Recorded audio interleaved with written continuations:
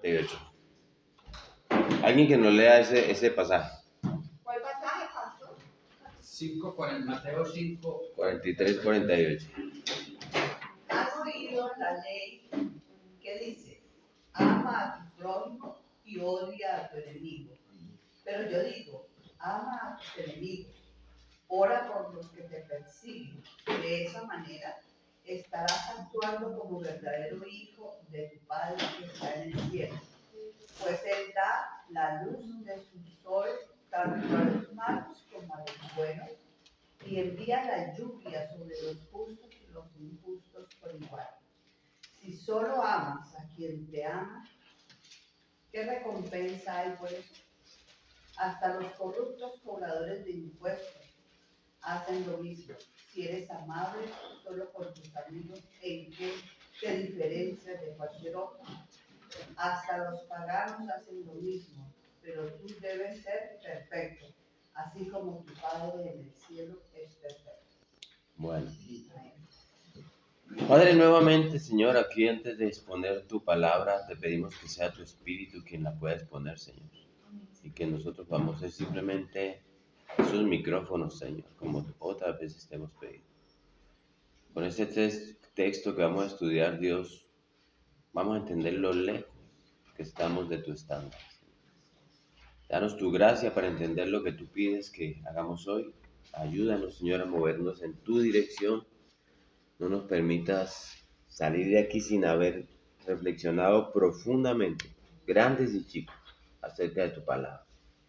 Queremos ser transformados como por el Espíritu de gloria en gloria, pero eso es lo que tú haces, Señor.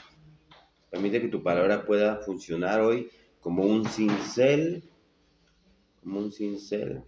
sobre nuestras vidas. Y guía tú a este siervo para que él no deshonre lo que tú has honrado, Señor. En tu nombre te lo pedimos. Amén y amén. Amén. Muy bien. ¿Esa qué versión es, Margarita? Nueva traducción. Una traducción viviente. Ok. Llegamos al mensaje número 18 del Sermón del Monte. No sé si los que arrancamos se dan cuenta que ya llevamos 18 mensajes de esto. Y cerramos hoy el capítulo 5 de Mateo. Y este mensaje se considera que es probablemente la cumbre, lo más alto del mensaje del Sermón del Monte. Es lo que se ha considerado la cumbre del mensaje del Sermón del Monte y contiene una de las enseñanzas más difíciles. Y créanme que para mí fue así para preparar esta clase, si no la más difícil del Nuevo Testamento. Yo le pido a Dios de verdad que nos ayude a entender exactamente cómo es que esto tiene su cumplimiento en nosotros. Porque yo creo que aquí hay mucho que Dios necesita decirnos y ayudarnos a interiorizar y aplicar obviamente a nuestras vidas. De manera que podamos ser cambiados en la dirección que Él quiere que seamos cambiados. ¿Sí? Y para que podamos seguir mejor esta enseñanza, pues se ha dividido este texto que leemos en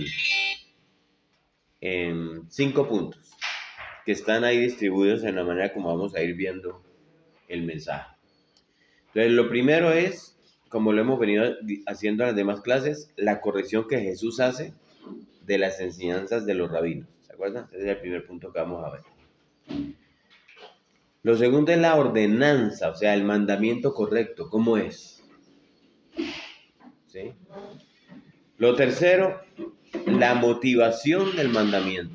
Pastor, perdón, me perdí. La primera es La corrección que Jesús hace de las enseñanzas de los rabinos. ¿Sí? Que siempre lo hacemos, como es que Jesús nos indica eso. Lo segundo es la ordenanza, el mandamiento correcto. ¿Sí? Que nos da el Maestro, Jesús. Tercero, la motivación del mandamiento. ¿Por qué tenemos que hacer eso? ¿Por qué Jesús nos dice que lo hagamos? ¿Sí? Y son 5. Número 4 es el contraste entonces de la enseñanza entre estas dos cosas. Y finalmente, número 5, ¿cuál es la medida de comparación que Jesús usa para eso? ¿Sí? Entonces vamos a irlo viendo. Yo lo voy recordando, lo primero, lo segundo, lo tercero. Eso lo vamos viendo con los versículos. Entonces, comencemos con lo primero, la corrección de las enseñanzas rabínicas. Esta ya es la última de las correcciones que Jesús va a hacer y que fueron iniciadas con esta frase, ¿no? Ya sabemos, oíste que fue dicho, pero yo os digo. Esta es la frase con la que comienzan el versículo 21, 27, 37, 33, 38 y ahora el 43. Oíste que fue dicho, pero yo os digo.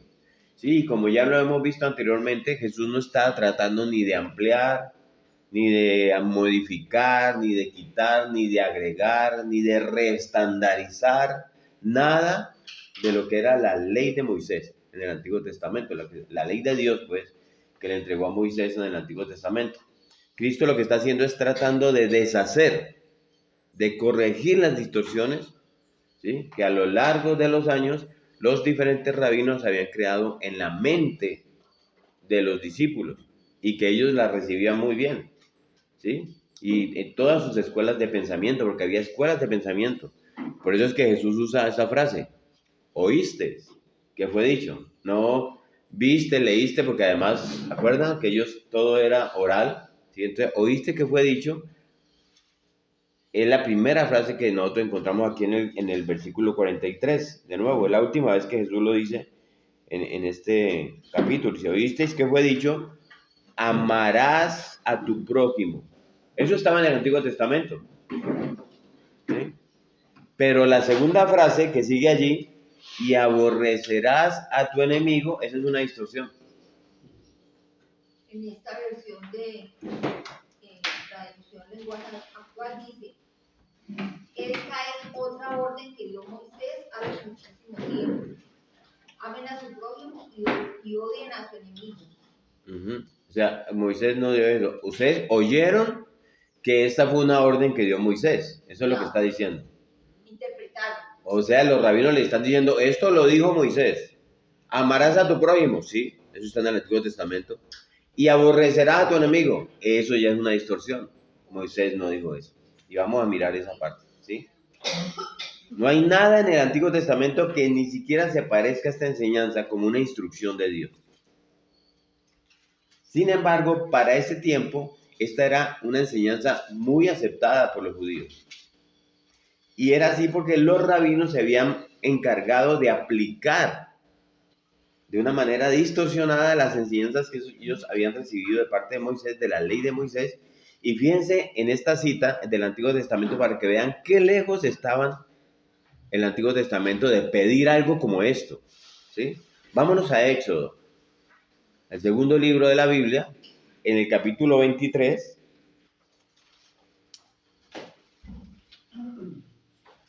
Y vamos a leer los versículos 4 y 5. ¿Sí? Alguien que nos lo lea, pues. Si ven que algún buey o burro anda perdido, devuélvanselo al dueño, aunque este sea enemigo de ustedes. Si ven que un burro ha caído porque no aguanta el peso de su carga, quítensela, aunque el dueño sea enemigo de ustedes. Si tienen que resolver algún asunto legal que no sean injustos si tienen que resolver algún asunto legal, no sean injustos con los pobres. Sí, o sea, no, hasta el 5 nomás. Esa es versión, nueva, es traducción al lenguaje actual, ¿cierto? Sí. Voy a leérselo en la Reina Valera. Si encontrares el buey de tu enemigo o su asno extraviado, vuelve a llevárselo al de tu enemigo. Si vieres el asno del que te aborrece, caído, debajo de su carga, ¿lo dejarás sin ayuda? Antes bien le ayudarás a levantarlo. ¿Sí? ¿Sí ven? Si esa es la manera como Dios instruyó hasta para ayudarle al animal de su enemigo, yo tengo que entender que Dios estaría aún más interesado en cuidar de los dueños de ese animal. Y sin embargo, a pesar de lo claro que estaba esa enseñanza, así no era como se practicaba en los tiempos de Jesús. Vámonos a otra. Miren lo que dice el Levítico 19. Vamos a Levítico 19.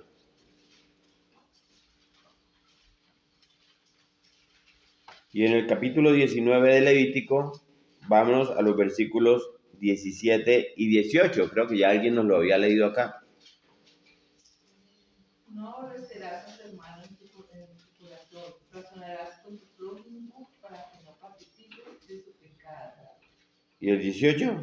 No te vengarás ni guardarás rencor a los hijos de tu pueblo, sino amarás a tu prójimo como a ti mismo. Ok, todo eso está, yo Jehová, todo eso está en el Antiguo Testamento.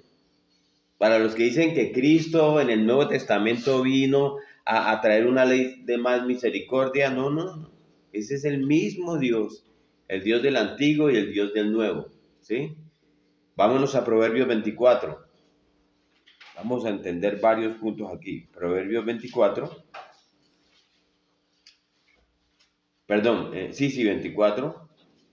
Versículos también 17 y 18.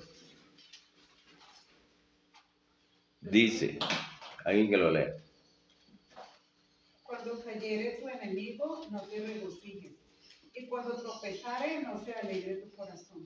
Ok, ¿y el 18? No sea que Jehová lo mire y le desagrade y aparte de sobre él su enojo.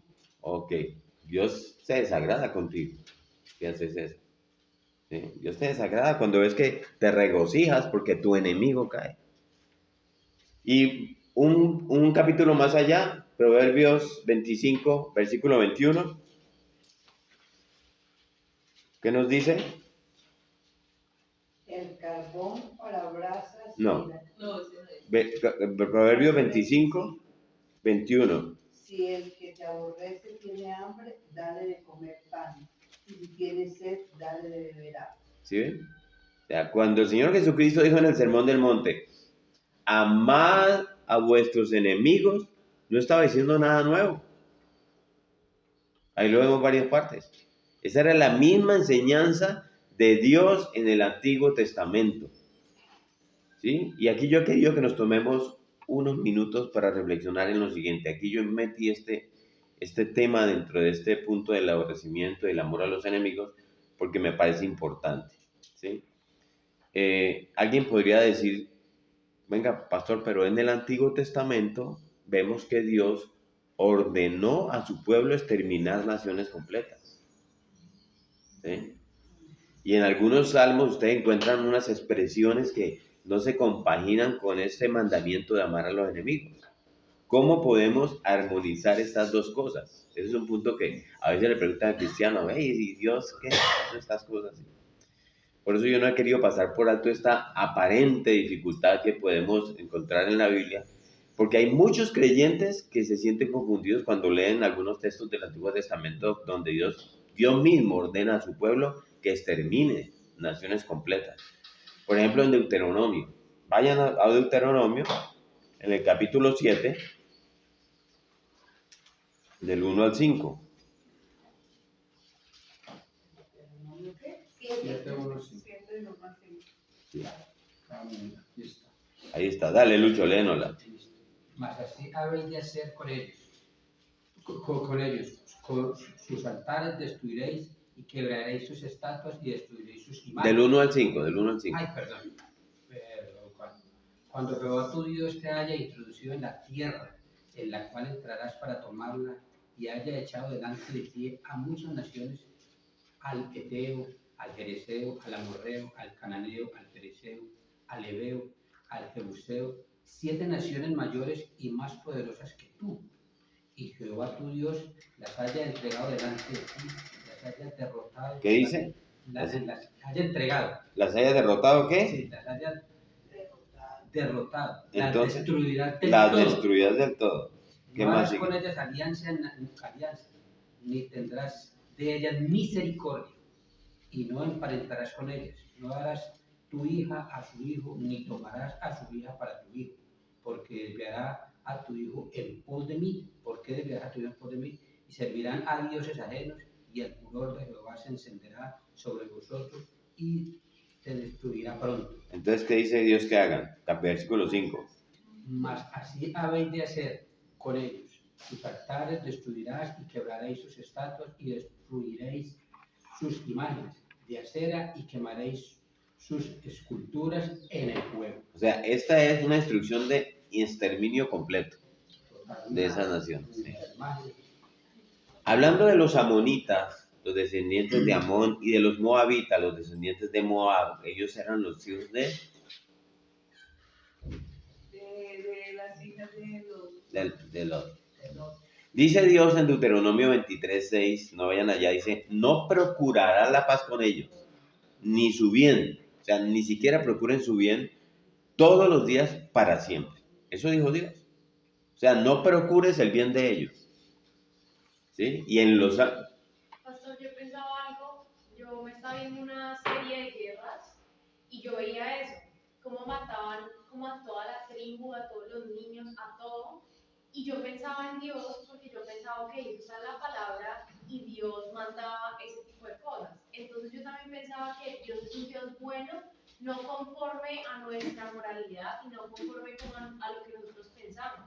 Porque hablando humanamente nosotros diríamos, no, pues qué malo matar niños, matar señoras adultas, pero es una bondad distinta que no cabe como en nuestra mente. Sí, así es, y vamos a ver por qué, porque se trata, con Dios se trata de la maldad. Vamos a mirar hasta dónde es el tema de la maldad, y eso involucra padres, madres, hermanos, hijos, niños, ¿sí? Entonces, y usted lo ve en los salmos también, expresiones que pueden parecernos a primera vista como incompatibles con ese mandamiento de amar a nuestros enemigos, ¿sí? Hay un salmo que es clásico para esto, el Salmo 69. Váyase para allá al Salmo 69, ¿sí? En los versículos 22 al 28, ¿sí?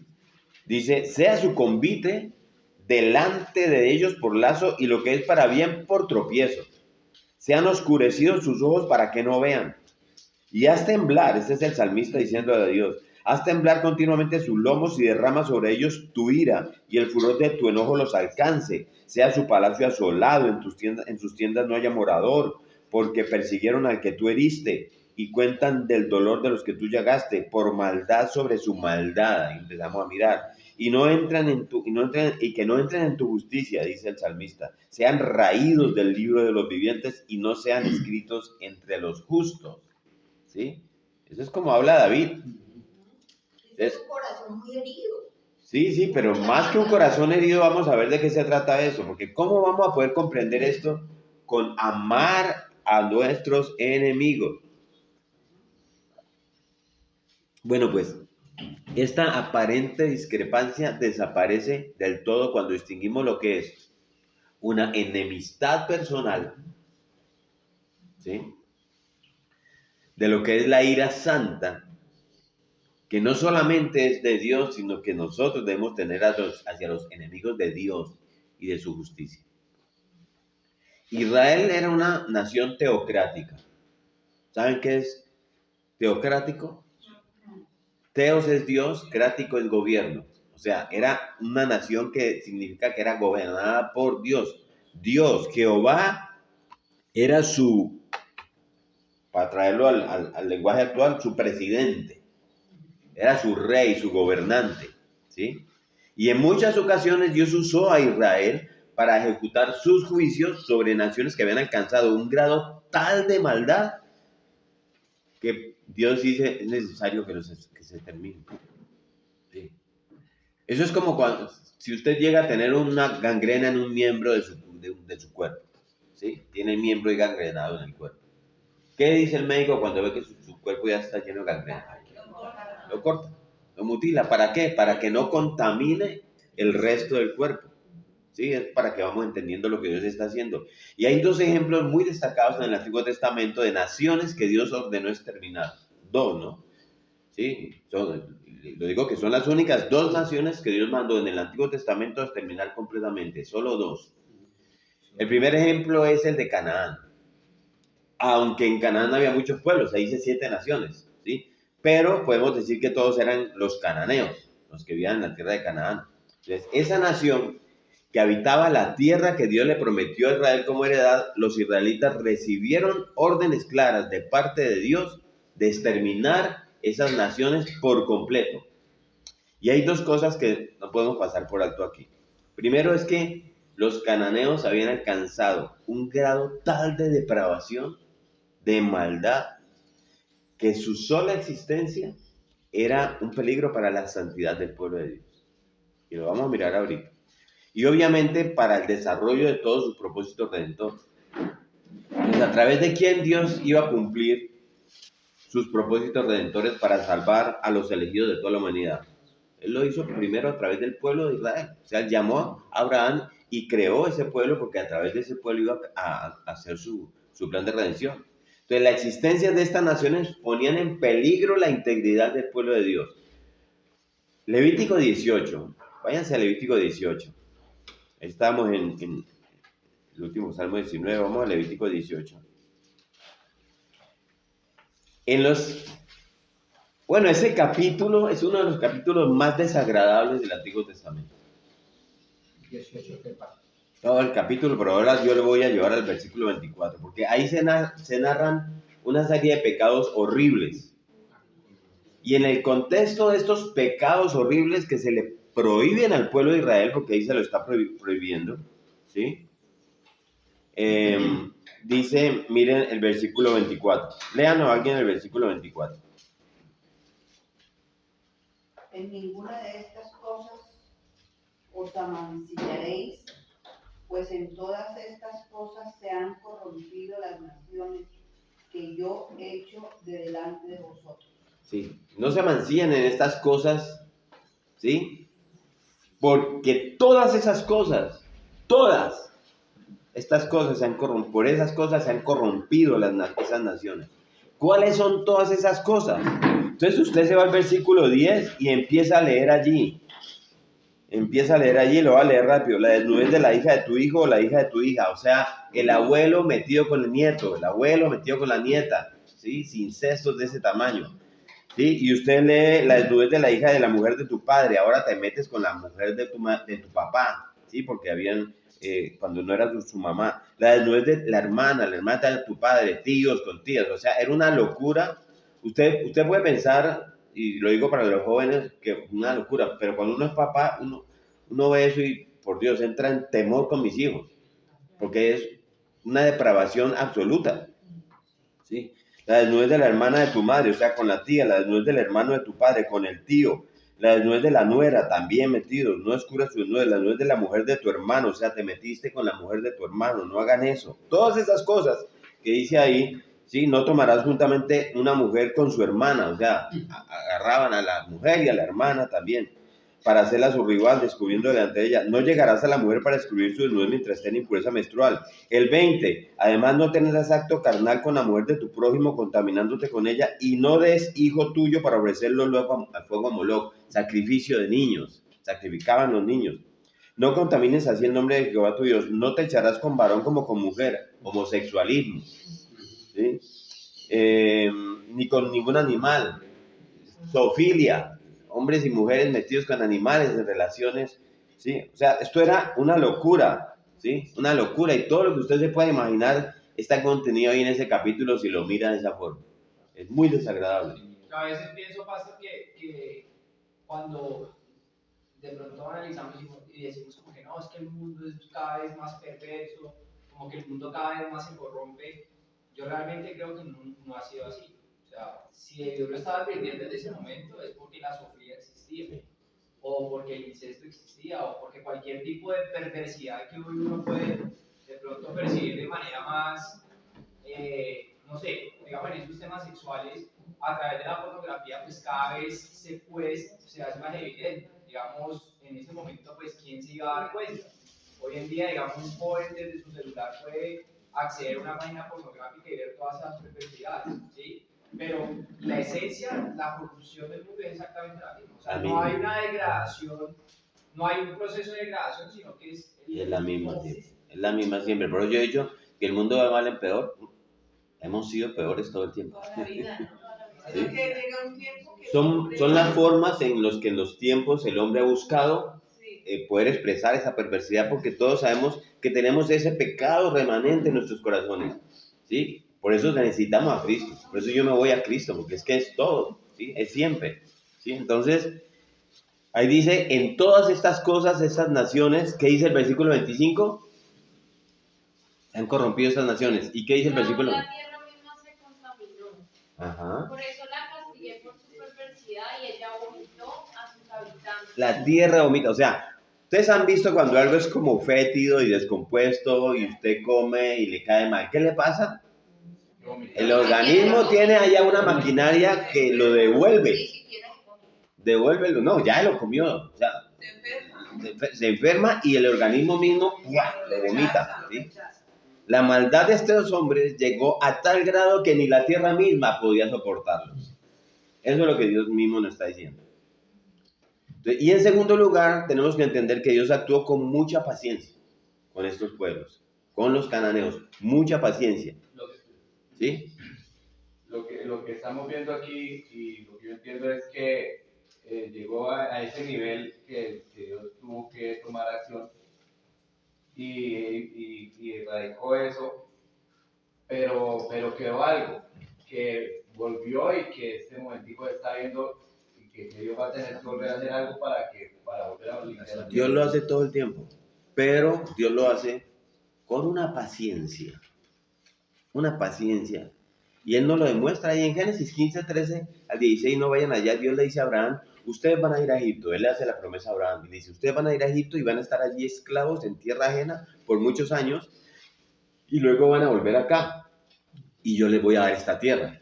¿Cuándo? Dice, cuando llegue hasta el colmo la maldad del amorreo.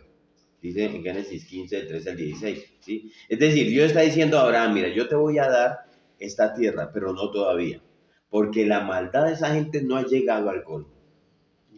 O sea, ya eran malos, ya hacían cosas malas, pero Dios está esperando que a ver si paren, pero están llegando al colmo, y Dios está como diciendo, yo estoy esperando pacientemente a ver si colman esa medida, y Dios esperó por más de 400 años que estuvo el pueblo ahí en Egipto, 400 años de maldad permanente para ejecutar ese juicio que había declarado sobre esas naciones. Y todos sabemos por qué. Porque Dios no quiere que ninguno perezca. Dios quiere que todos vayan al arrepentimiento, ¿sí? Y luego durante el éxodo, cuando van al desierto, Dios obra poderosamente a ese pueblo, los libra de la esclavitud de Egipto y los guía por el desierto 40 años. Y allí Dios hace milagros impresionantes, empezando porque abre el mar rojo, ¿sí? Esos son milagros de Dios, no son de la ingeniería, ¿sí? ¿Y ustedes creen que los cananeos que estaban en ese grado tal de maldad no conocían esos milagros? Claro que sí. Cuando usted lee que los espías llegaron a Jericó, eso está en el libro de Josué, en el capítulo 2, versículo 10. Ahí está Rahab la ramera, ¿sí? Y ellos están allá y Rahab la ramera les dice a ellos, miren, nosotros hemos oído que Dios hizo lo que Dios hizo con ustedes desde Egipto. Les dice Rahab a los espías israelitas. Oímos también cómo Dios abrió el mar rojo.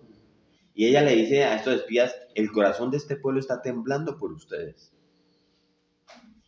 Pero no se arrepienten. Una prostituta. ¿Sí? Dios le dio oportunidad a este pueblo y no se arrepintieron. 400 años esperando. Por eso dice la Escritura que Dios es tardo para la ira y grande en misericordia. ¿Sí? ¿Y cuál fue otra nación? Los descendientes de Amalek, los amalecitas. Dios ordenó que esta nación debería también ser exterminada, y lo interesante de este ejemplo es que en la revelación de este juicio fue dada en los tiempos de Moisés, allá en Éxodo 17, 14, porque este pueblo fue muy cruel con los israelitas, ¿sí? Fueron los que lo atacaron. ¿Se acuerdan cuando le tocaba levantarle la mano a Moisés? Porque esto lo atacaban por la espalda, les mataban todo. Entonces hay un daño permanente, una maldad impresionante en este pueblo, ¿sí? Y Dios dice en el Éxodo 17, 14, van a ser exterminados y van a hacerlos desaparecer de la faz de la tierra. ¿Cuándo fue ejecutado eso? En tiempos de Saúl. Más de 500 años después. Otra vez Dios esperando, y el pueblo no cambia. Cada vez maldad, ¿sí? Dios soportó con mucha paciencia el pecado de esos pueblos. Pero al mismo tiempo, cuando colmaron la medida de maldad, Dios actuó con justicia en su santidad, ¿sí?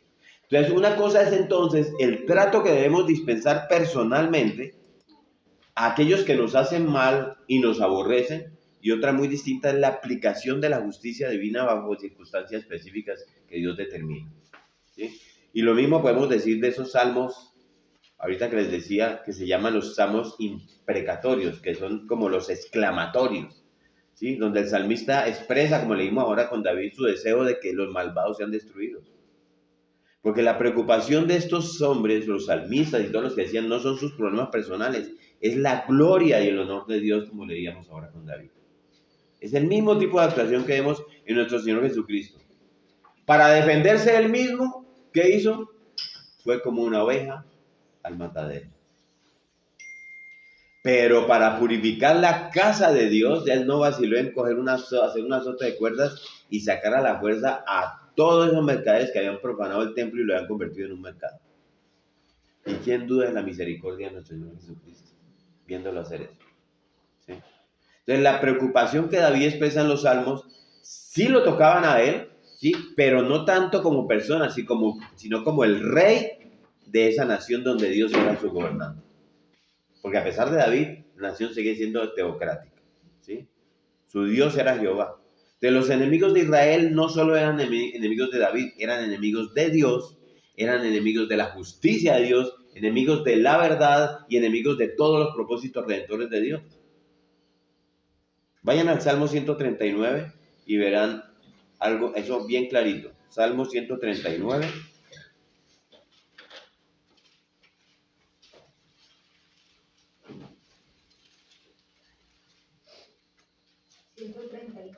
¿Sí?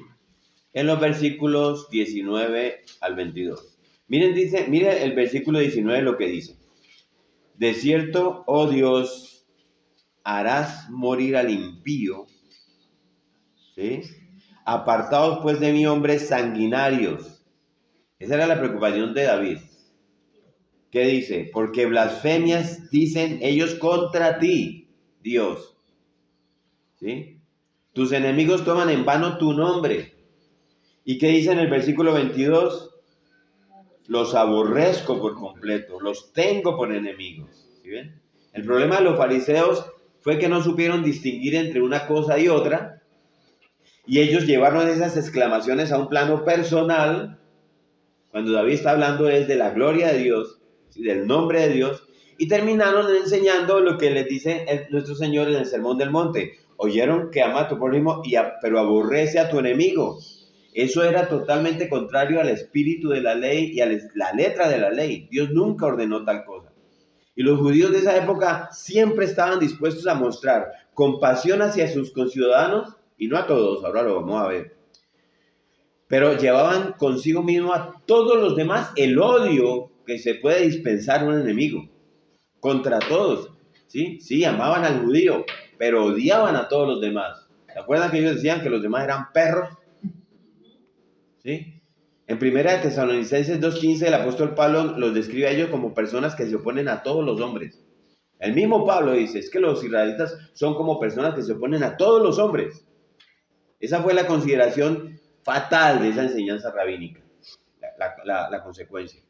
Y como era lógico de suponer, yo creo que usted lo entiende por el corazón, esas doctrinas de los fariseos encontraron eco rápidamente en el pueblo de Israel. Porque se le estaba diciendo que Dios estaba dándote permiso para seguir ese tipo de inclinaciones. Entonces, todo el pueblo de Israel que dice, nosotros no estamos obligados a hacerle el bien a esos paganos perros que nos aborrecen. Dios, decían los judíos, nos manda a amar al prójimo, pero esa gente no es nuestro prójimo. Y el pueblo, todo encantado, decía, amén. Porque esa era la enseñanza que les parecía lógica y razonable. Y ahora viene Cristo y les dice, ¿oísteis que fue dicho? Amarás a tu prójimo y aborrecerás a tu enemigo. Pero yo os digo, amad a vuestros enemigos. Bendecid a los que os maldicen. Haced el bien a los que os aborrecen y orad por los que os ultrajan y os persiguen. ¿Sí? ¿Sí ven? ¿Cómo Cristo vino a cumplir la ley y los profetas? Esto fue lo mismo que dijo Dios en el Antiguo Testamento, como vimos ahora. Si el que te aborrece tuviera hambre, dale de comer pan. Y si tienes sed, dale de beber agua. No son dos dioses distintos. Los dioses que encontramos en la Biblia en ambos testamentos son el mismo Dios, con el mismo carácter, lleno de justicia, pero también lleno de misericordia. Y yo quise sacar este tiempito para que miráramos esta dificultad que les decía, porque eso es lo que Cristo está tratando de cambiar en esta gente cuando Él llega, de deshacer en sus mentes. Sus mejores maestros, como vamos a ver más adelante, habían enseñado otra cosa en relación con los enemigos. Y Cristo está tratando de que el pueblo pueda desaprender eso y muchas de esas cosas y puedan volver a aprender algo de nuevo, ¿sí? Esa es entonces la primera cosa que nosotros vemos, la corrección que Cristo trae de las enseñanzas rabínicas. El segundo punto dijimos que tiene que ver con el mandato, la ordenanza misma, ¿sí? ¿Cuál es? Amad a vuestros enemigos, bendecid a los que os maldicen, haced bien a los que os aborrecen y orad por los que os ultrajan y os persiguen. Eso es lo que se conoce como también, aquí aparece la regla de oro, ¿no?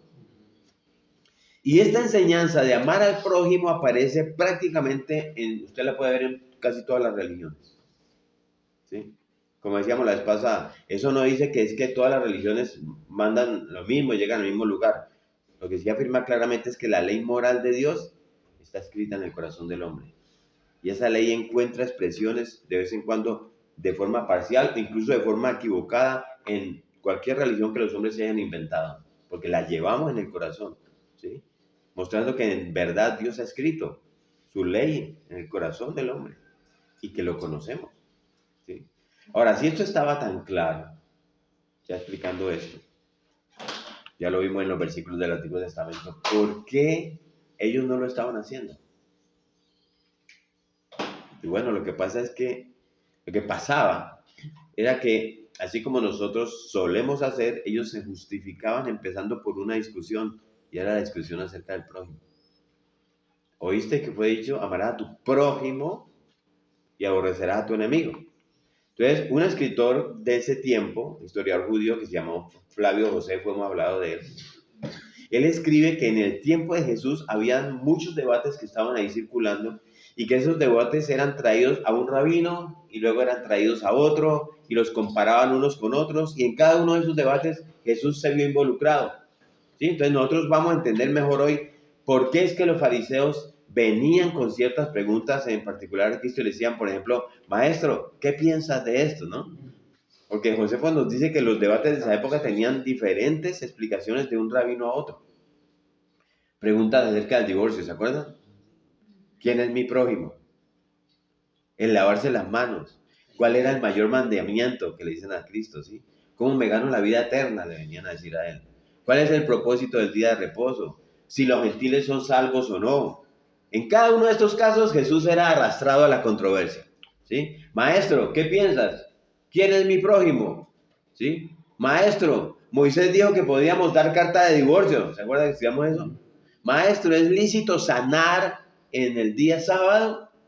Porque Shammai, que era uno de los rabinos, de las corrientes rabínicas, decía que uno no podía ni siquiera orar por un enfermo el sábado, ni orar, no va y se sane. Entonces fue un trabajo y ya te ganas la maldición. Donde sane el tipo te fue mal, ¿sí? Ahora, una de esas preguntas era acerca de quién era mi prójimo. Cristo se ve en este sermón del monte, en esta parte, dirigiéndose a dos controversias. Ya él habló acerca del divorcio, ya lo vimos, ¿sí?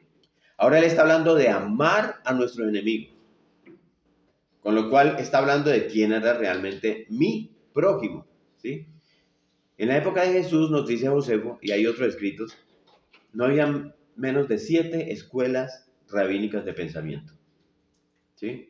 Pero las dos más famosas ya las estudiamos en una, ¿alguien se acuerda cuáles eran? Las más conocidas escuelas de pensamiento rabínicas, las que se habían ganado la mayoría del pueblo. La escuela de Shammai, eso lo vimos cuando el divorcio, cuando el adulterio, ¿sí? La escuela de Shammai y la escuela de Hillel. Hillel, con H. La escuela de Shammai, era el rabino más reconocido en ese tiempo, decía que tu prójimo era el judío, pero el judío temeroso de Dios, no todo. Solo tu prójimo es el judío que sea temeroso de Dios. De manera que los seguidores de Shammai entendían que iban a amar solamente a los judíos, pero a los temerosos de Dios. Hillel, por otro lado, era considerado más abierto, más liberal, ¿sí? Era como los progres de esa época. Hillel decía que tú debes amar a cualquier judío, temeroso o no temeroso, ¿sí? Que puedes amar a los dos. Incluso puedes amar a los gentiles, decía Gilel. Cristo se identificaba más por ese lado. Pero ¿saben qué? A los samaritanos no. A ellos no, ¿sí? Porque ellos son una raza impura. Son judíos que se mezclaron con gentiles. A esos no tenemos que amarlos. Ese no es tu prójimo. Y ahora aparece aquí un rabí, uno nuevo, que dice que hay que amar a todo el mundo, a los judíos, a los no judíos, a los temerosos, a los no temerosos, a los gentiles, a los samaritanos y hasta a tus enemigos. ¿Sí? ¿Se acuerdan cuando vinieron donde Cristo y le dijeron, maestro, ¿quién es mi prójimo? Que él usa la parábola del buen samaritano. ¿Sí? Porque ninguna de las dos corrientes, para los judíos, esos eran los únicos que en el grupo ninguno quería. ¿Sí? Y él pone el ejemplo con el samaritano. Las escuelas de pensamiento de los judíos decían que esos tienen que ser odiados, tienen que ser aborrecidos. ¿Se acuerdan que veíamos que el judío, para pasar de un lugar a otro, tenía que dar la vuelta y no pasar por Samaria? Porque los aborrecían. Él no es tu prójimo, es tu enemigo. Y tienes que aborrecerlo. Y todos obedientes. Esas eran las corrientes de Israel en ese tiempo. Y Cristo dice, no, el samaritano también es tu prójimo, les enseñó. Ahora, Cristo nos dice no solamente que debemos amar a los enemigos. ¿Qué dice ahí en Mateo 5? Debemos hacerles el bien y orar por ellos. O sea, Él va más allá. ¿Sí? Porque es que Cristo sabe lo que está tratando de hacer en nuestro interior. Y es que es muy difícil decir, por ejemplo, Padre nuestro que está en el cielo, santificado sea tu nombre, y habiendo santificado el nombre de Dios y habiendo dicho todo esto y estar en tu espiritualidad, pronunciar el nombre de tu enemigo ahí mismo en esa oración. Sin que algo comience a cambiar en ti acerca de esa persona que es tu enemigo. Eso es lo que Cristo está ayudándonos a entender. Y es que a la hora de orar por nuestro enemigo, hay varias formas de hacerlo. Pero yo creo que la más común, la que muchos de nosotros hemos entrado ahí por un momento, yo creo que todos hemos hecho eso en algún momento, no sé, es pedirle a Dios que cambie a mi enemigo. Cámbiame de al lado. Normalmente, ¿qué decimos? Señor, cambia a Alberto, Señor, cámbialo. Sí. Que no coma tanto. Señor, a Jair, humíllalo, Señor, ábrele los ojos, mira, Señor, yo no sé qué puedes hacerle, pero lo que tengas que hacer, hazlo con él. Sí, esa es la oración a nuestro enemigo, que es muy piadosa, ¿sí? Y yo no creo que eso sea lo que Cristo está enseñándonos aquí, lo que él tiene en mente. Miren, yo tengo más o menos un tiempito, ya metido en la enseñanza de la palabra. Y yo no he encontrado la primera vez que la Biblia me hable primordialmente acerca del otro. Todas las enseñanzas de la palabra tienen que ver primordialmente conmigo. La Biblia es personal. De modo que yo no creo que esa sea la manera como Cristo está pensando, que deberíamos orar por nuestros enemigos, pidiéndole que lo cambie. ¿Sí? Viendo la paja en el ojo ajeno mientras tenemos la viga en el propio. Por eso podríamos nosotros orar por nuestros enemigos de otra manera, pedirle a Dios, por ejemplo, que lo bendiga. Que lo bendiga. O incluso pedirle a Dios en tu oración, perdóname por no amarlo, Señor. Y pedirle entonces a Dios que nos dé amor por Él. Porque ese es su mandato. Para llenar el estándar que Él nos está pidiendo. Estamos entrando aquí en una profundidad. Por eso digo yo que a mí esto fue, manejar este tema no es fácil. Porque yo creo que eso es lo que Cristo quiere hacer en el corazón de sus discípulos. Porque Él entiende que sus discípulos no son como cualquier otro discípulo. Sus discípulos tienen un carácter especial. ¿Ustedes son discípulos de Cristo? Amén. ¿Sí? De eso vamos a hablar en un momento. ¿Sí? Él está tratando de que ese carácter que Él nos está enseñando aquí pueda salir a relucir. Entonces, primero, ¿qué tenemos? La corrección. Segundo, ya tenemos la ordenanza. ¿sí? El tercer punto es entonces la motivación. ¿Cuál es la motivación de ese mandamiento? ¿Por qué Cristo quiere que yo haga eso? Y escuchen cómo Cristo lo responde. Responde esa pregunta en el Perdóname, tercero que dijiste que fue. la motivación. ¿Cuál es la motivación? Y está allí en el versículo 45 de Mateo 5. Alguien que nos lo lea. Mateo 5:45. Para que seáis hijos de vuestro Padre, que está en los cielos, que hace salir su sol sobre los malos y los buenos, y que hace llover sobre los justos y los injustos. Con esto Cristo no nos está diciendo que la manera de nacer de nuevo, de ser hijo de Dios o ganarme la salvación es amando a tu enemigo. No, no. Él no está diciendo eso. Lo que Él me está diciendo es, con esto, me está diciendo es, muestra tu adopción. Muestra que tú eres hijo del Padre. Para que seáis, ¿cómo? 45. Hijos de vuestro Padre. Muestra el carácter del Padre que se ha formado en ti. Muestra que el amor del Padre está fluyendo a través tuyo. Eso es lo que Cristo está diciendo. Muéstrate distinto, muéstrate diferente. Yo no quiero que luzcas como todos los discípulos de Shammai, como los discípulos de Gilel, como los discípulos del mundo. Ustedes están por encima de todo eso, nos dice Cristo. Y de hecho, fíjense que cómo era en la antigüedad, ¿sí? La manera como los discípulos seleccionaban a sus rabinos, a sus maestros, era que ellos hacían una elección personal y te quedabas con él hasta que te conviniera, ¿sí? El día que a mí ese maestro no me convenza, tenía la libertad de irte, ¿sí? Incluso muchos de los discípulos de Jesús hicieron eso. Usted se va a Juan 6:66 y ahí nos dice que a partir de ese día muchos de sus discípulos ya no andaban con él. Voluntariamente llegaron, voluntariamente se fueron, ¿sí? Pero Cristo le dice a los 11, ¿sí? Allá en el aposento alto, eso está en Juan 15, ¿saben qué, muchachos? Ustedes no son como ellos. Ustedes no me escogieron a mí. Yo los escogí a ustedes, dice él en el aposento alto.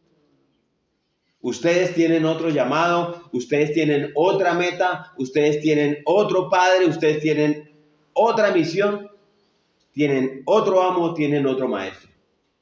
De modo que ustedes no pueden comportarse como los demás discípulos.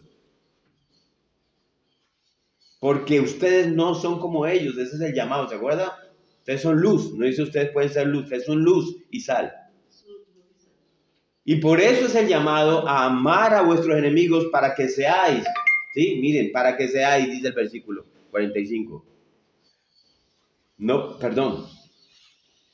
Sí, es para que seáis, para que mostréis que verdaderamente son hijos de Dios. Que ciertamente Dios los ha engendrado, que han nacido de nuevo, que los ha adoptado, los ha cambiado y que otros puedan ver eso en ustedes. Este es el llamado de Cristo. La palabra, Alberto. Yo tengo una pregunta, Pastor, porque es como una de las dudas que normalmente yo tengo pues, como de manera frecuente y sobre todo en un contexto actual. Y es sobre todo cómo el cristiano, por ejemplo, aborda o enfrenta un proceso legal, sobre todo cuando es una persona que está en un pleito legal o tiene que demandar a alguien. Te voy a dar un ejemplo, digamos, si tenés que demandar a una persona, cristiana o no cristiana, lo que sea, pero lo estás haciendo, estás tratando de reclamar tus derechos, etcétera, etcétera, etcétera, pero muchas veces hay un sentimiento de culpa porque crees que le estás haciendo daño a una persona, porque crees que llevar a una persona de pronto a una denuncia o algún tema legal no lo debes hacer ni siquiera porque crees que no estás mostrando el amor de Cristo. ¿Sí me hago entender? Entonces, como que llevado a ese contexto es realmente cuando yo me puedo dar cuenta o cómo enfrentar una situación de esas diciendo, ok, yo quiero bendecir a la persona, pero es que si de entrada le estás demandando o le estás, y porque te hizo algo malo, entonces asumimos que es tu enemigo, pues de entrada no le estás devolviendo bien por el mal que te hizo. ¿Sí me entendés? Sí, señor. Entonces, por ejemplo, un cristiano debería entablar una demanda o sencillamente dice, no, esto es asunto de Dios y Dios es el que va a hacer venganza por mí. ¿Te acuerdas que veíamos en la clase pasada, cuando Dios nos dice en Mateo 5, no resistan al malo, dale la capa, ¿sí? Pon la otra mejilla, Sí. todas estas cosas, nos llama a Dios a que en nuestro corazón no estemos en la exigencia de la reclamación de derechos, pero decíamos claramente que la ley está puesta, ¿sí? Incluso la ley del talión, del ojo por ojo, es para los jueces, que ellos determinen en justicia cómo debes compensar la ofensa, pero que tu corazón esté libre de eso. Entonces yo entiendo ahí que el cristiano tiene todo el derecho, frente a un acto de maldad contra él, a actuar en justicia, y Dios ha puesto la justicia en la tierra. Pero en tu corazón no actúes con maldad. No actúes con maldad. Les voy a poner un ejemplo. Y esto se los digo, es real porque nos tocó ver eso con mi esposa y nosotros decíamos, por Dios, hay una pareja de esposos que se está separando. Son cristianos, tienen un conflicto, están en problemas. Los pastores, ¿qué hacemos? ¿Se acuerdan cuando hablamos del divorcio y adulterio? Llamarlos a que lo primero es lo que Dios dijo, que no los separe el hombre, lo que Dios unió. Y tratemos de luchar por eso, pero están en conflicto. Y ellos, para manejar esto, entonces la chica tiene una abogada para que se encargue del proceso de divorcio. La abogada en justicia, si está obrando bien y todo porque él falló, puede decirle, pues vamos a seguir el proceso y vamos a hacerlo de la manera como Dios manda. Pero la abogada le dice a ella, vamos a acabar con él. Le vamos a quitar todo. Este hombre le va a doler haberte hecho eso. Ahí es donde el cristiano no puede entrar. Tiene odio. ¿Sí? Porque ahí está guardando en su corazón. Y en cambio decir, no te pongas a reclamar, es que la justicia, no, vamos a hacer en justicia, ¿sí? Lo que debe hacerse, ¿sí? Pero me quitó la capa y me quitó el manto. Dáselo. Pero vamos a resolver esto en sana justicia. Pero en tu corazón no te llenes de odio y de rencor, porque ese es el llamado de Dios para nosotros. Aquí pasa lo mismo, ¿sí? Nos está diciendo, tenemos enemigos. Si la obra de Dios y la honra y el nombre de Dios está siendo atacada, saque como Jesús el fuerte, porque es la obra de Dios.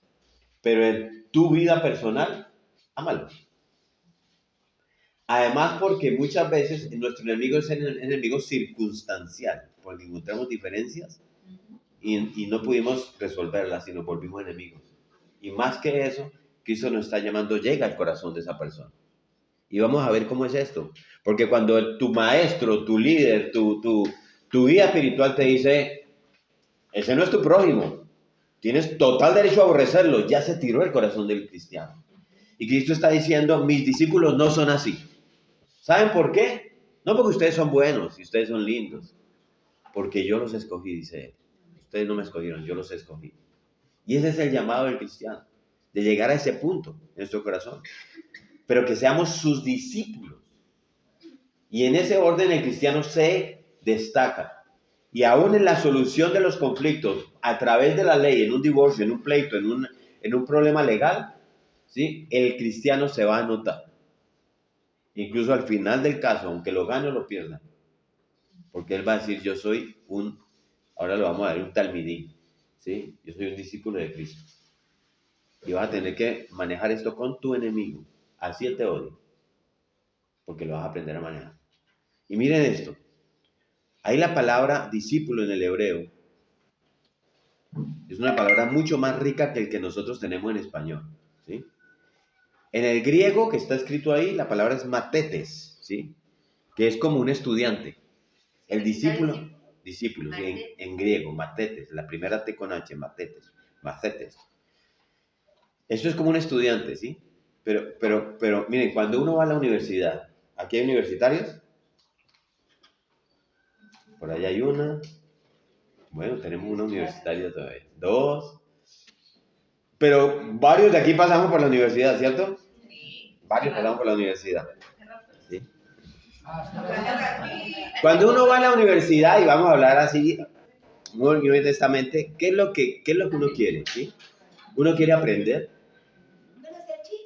Uno, aparte,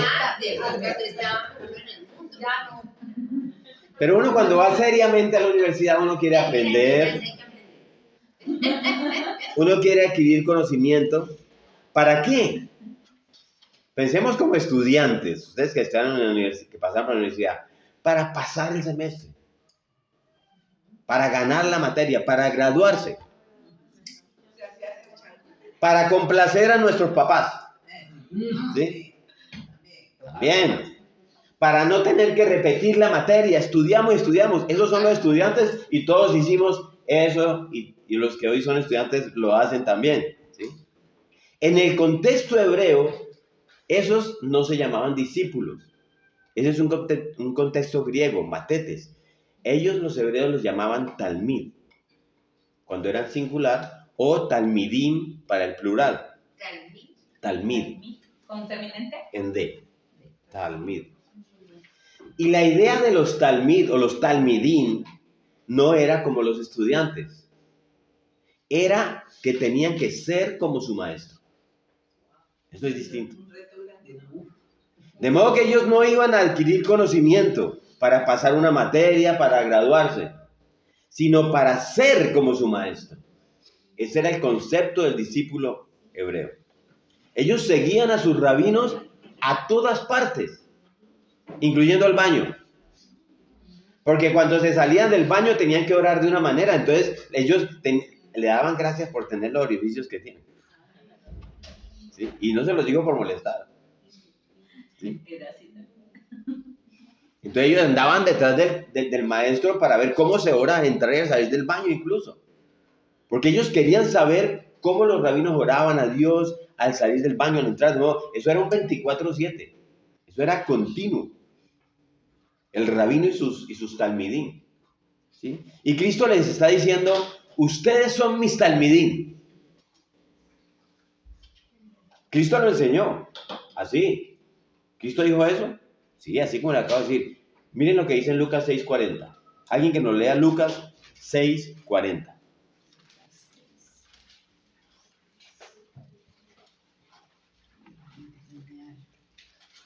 ¿Ya lo tiene ahí? El discípulo no es superior a su maestro, mas todo el que fuere perfeccionado será como su maestro. ¿Sí? Era lo que él decía. Él no decía, el discípulo tiene que aprender lo que sabe su maestro. Será como su maestro. ¿Sí? De tal forma que en el primer siglo entonces se decía, si quieres saber cómo es un rabí, cómo es un maestro, no tienes que haberlo conocido. Simplemente fíjate en sus talmidim. Como ellos son, así fue él. Esa es la manera como se entiende el concepto de discípulo en el hebreo. Entonces se imaginan que en el día de hoy el mundo nos observara a nosotros, a estos talmidim que estamos aquí, para determinar cómo era nuestro rabí. ¿Sí? Porque puede que estemos simplemente aquí hoy tratando de adquirir conocimiento solamente, y no su carácter. Y con eso en mente, entonces usted puede volver a Mateo 5, 43, 45 y volver a leer otra vez. Oíste que fue dicho, amarás a tu prójimo, aborrecerás a tu enemigo, pero yo os digo, ¿sí? Yo os digo, amad a vuestros enemigos, bendecid a los que os maldicen, haced bien a los que aborrecen y orad por los que os ultrajan y os persiguen. Entonces, ¿para qué quiere Cristo que yo ame a mis enemigos y ore por los que nos persiguen? Para que mis talmidim reflejen lo que yo soy. ¿Por qué? Dice él, porque yo hago salir el sol sobre malos y buenos y hago llover sobre justos e injustos. Para que mis talmidim reflejen mi carácter, está diciendo Cristo. Y cuando el mundo los vea, porque los ve, puedan saber cómo yo soy. Eso es lo que nosotros necesitamos entender de esta enseñanza. De eso se trata el cristianismo. No es una corriente religiosa. En el mundo hebreo de antes y de hoy todavía, ¿saben qué dicen? Eso lo vi que lo escribió alguien, que usualmente el primer día de clases se le dice a sus talmidín, el rabí viene y dice, si hay aquí alguien que está tomando esta clase para obtener un grado, bien puede salir por la puerta ahora mismo. Todavía lo hacen, ¿no?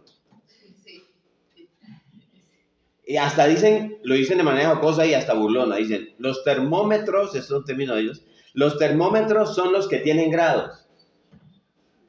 Y ustedes saben dónde nos los ponemos. ¿Sí? Y eso lo hacen para poder ayudarle a entender al talmidín que la idea de esto no es conocimiento, es carácter de Dios. La idea suya de estar aquí y seguir en la escuela y no perderse ninguna clase de la escuela, e insistir en ella, no es conocimiento, es buscar el carácter de Dios para poderlo reflejar.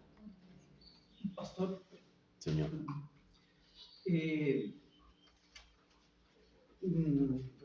es que con todo lo que hemos hablado, escuchado, y a lo que demanda Jesús en este pasaje bíblico, nosotros como cristianos y ser hechos a imagen y semejanza de Dios, en nosotros está el despertar ese atributo de Dios que es el amor, o adoptar el atributo de Dios que es el amor. Ajá. Sí, así es. Ahora, sabemos que la fe, que es o sea, sin fe es imposible agradar a Dios. La fe es un don de Dios que pone en el corazón regenerado del hombre sus atributos, porque solo no podemos. Y aún el cristiano en su caminar tiene esas luchas. Y en esas luchas, como dice Pablo, lo que no quiero hacer eso hago y lo que quiero hacer no lo puedo hacer.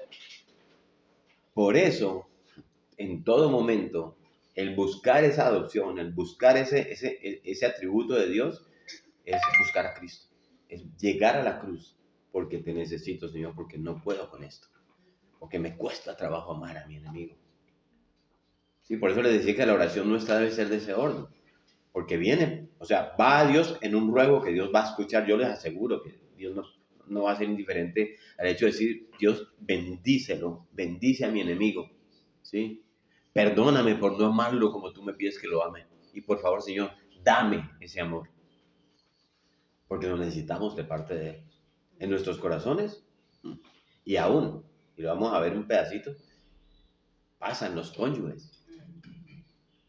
Es un conflicto. Entonces el llamado es a nosotros pedirle a Dios que nos ayude a que podamos entender la adopción, más que adoptarla, entender la adopción, porque es que viene que Dios no nos dice, ustedes van a ser o van a poder ser la luz y van a poder ser la sal de la tierra. Dice, ustedes son, porque son mis talmidim, son mis discípulos, y mis discípulos son distintos. ¿Por qué? Volvemos a lo mismo, porque yo los escogí, no me escogieron ustedes. Yo aquí doy gracias a Dios y usted debe entender eso, que usted no buscó a Dios. Sí. Solos por nuestra propia voluntad estaríamos lejos. Y yo todos los días le doy gracias a Dios porque Él me buscó y me encontró. Sí. De eso se trata la búsqueda a Dios, para que todo eso sea verdad en la vida de todos nosotros como cristianos. No por denominación, sino porque buscamos el carácter de Dios para poderlo reflejar.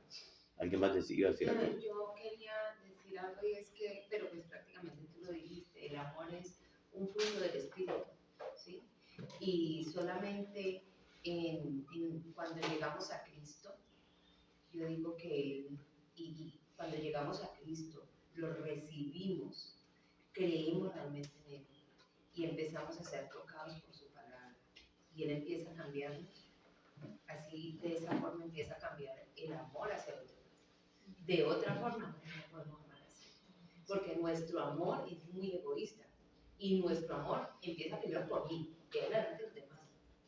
Pero como fruto del Espíritu, es el Espíritu Santo quien de verdad empieza a poner un amor que uno ve y dice, ¿de dónde acá yo? Sí, Eso es lo que hace Dios. No es eso viene de parte de Dios. No es por voluntad nuestra.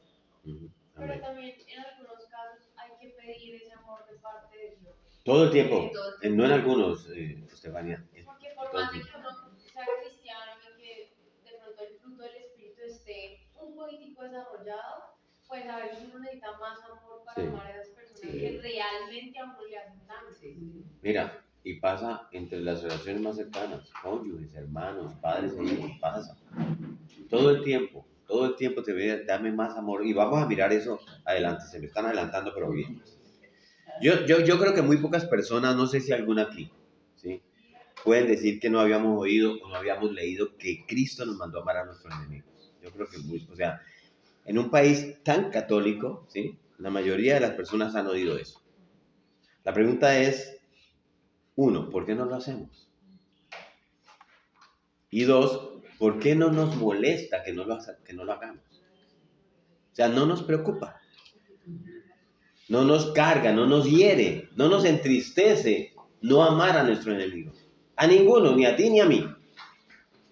¿Por qué? ¿Qué es lo que está en cada uno de nosotros? Y eso responde estas preguntas que ustedes están haciendo, que nos impide amar de esa manera. Y si somos honestos, tenemos que reconocer que nosotros vemos con mucha facilidad cuando este hermano no está amando a este hermano. Eso lo podemos notar. Así como para ver cuando este hermano a mí no me está amando. Uno como que da cuenta. Pero somos ciegos para ver cuando yo no estoy amando a mi hermano. Y somos todavía más ciegos, todos, aquí entramos todos, para ver qué es lo que hay en mí que está dificultando hacer que este hermano me ame. Y nos movemos así. Yo creo que nosotros tenemos que admitir eso todos, tanto ustedes como yo, ¿sí? Y arrepentirnos. Es una oración al Señor. Pero ¿qué es eso? ¿Qué es lo que está en nosotros? ¿Qué es lo que es parte de nuestro carácter, del ser humano? Y aún de aquellos que hemos nacido de nuevo. Esos también. Porque eso continúa en nosotros. Que nos impide ser talmidín con el carácter de nuestro maestro. Vamos a explorar eso un poquito y verán. Yo creo que en primer lugar, y todos están de acuerdo conmigo, y aquí no me voy a meter en todos los corazones, empezando por el mío. En primer lugar está nuestro egocentrismo. ¿Sí? Si usted reflexiona sobre estas cosas, seguro va a descubrir que somos todos tan egocéntricos que buscamos nuestras relaciones, escúchenme esto, las queremos, las deseamos, pero primordialmente para que nos amen. Para que me amen a mí. Esa es la búsqueda de nuestra relación. ¿Podría explicar qué es egocentrismo para los niños? Ok. Ego es el yo, ¿sí? Centrismo es centrarse, me centro en el yo. O sea, yo soy lo primero, yo soy lo único, todo es para mí, el mundo se mueve alrededor mío, yo no tengo que pensar en los demás. Que todos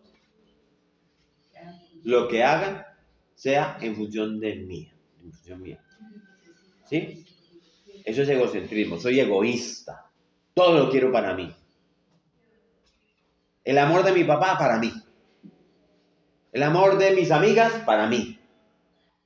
Cualquier relación que yo busque, yo la quiero para que me amen a mí. Y eso está en los jóvenes, en los chicos, y en los adultos, y en los ancianos. Eso está en el corazón de todos nosotros. Eso es egocentrismo. Nuestras relaciones, si usted la piensa y reflexiona honestamente, usted puede en este momento entrar un poquito de conflicto, yo no. Si usted piensa que no, es que está ahí. Todos hemos sentido eso. Para que me hagan, yo quiero todas las relaciones alrededor mío para que me hagan sentir bien.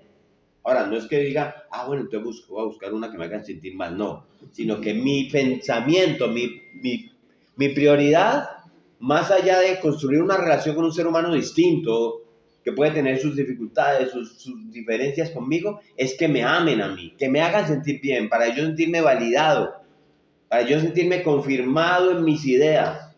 Y el mundo por ahí habla un poquito de la autoestima y la confunden.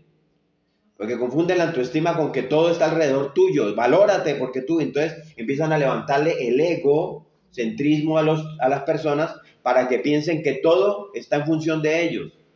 Y eso es parte de lo que no me deja ser como mi maestro.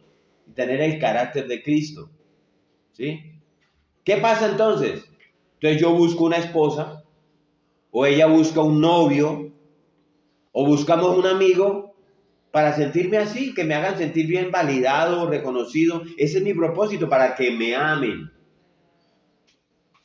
Y cuando mi esposa o el esposo de ella como que ya no me está haciendo sentir tan bien como al principio, ya no me siento tan aprobado, pues a la semana o a 2 semanas de eso yo ya no quiero, yo ya me voy para otra habitación. Porque mi función está, mi pensamiento es función mía, que me amen a mí. Y si eso se prolonga, bueno, ya, mira, hoy hablo con mi amigo, la verdad estoy considerando la separación, hermano. Porque es que ya mi esposa no se fija tanto en mí. O sea, no hay otra alternativa. La función es o me ama o me ama. Si no, otro esposo, otra esposa. Ustedes lo ven en la iglesia de Hollywood. Digo iglesia porque es como una iglesia. Pero este es Hollywood. U otra relación. ¿Sí? ¿Por qué hacemos eso? Bueno, es que yo no me casé en función de amarlo a él o a ella, pues. Yo me casé y miren, yo me amaba a mí misma. ¿Sí? O yo me amaba a mí mismo. Y yo lo que quiero es que ella me ame. Y así podríamos estar de acuerdo siempre. Pero ahora resulta que es que yo no me siento muy así.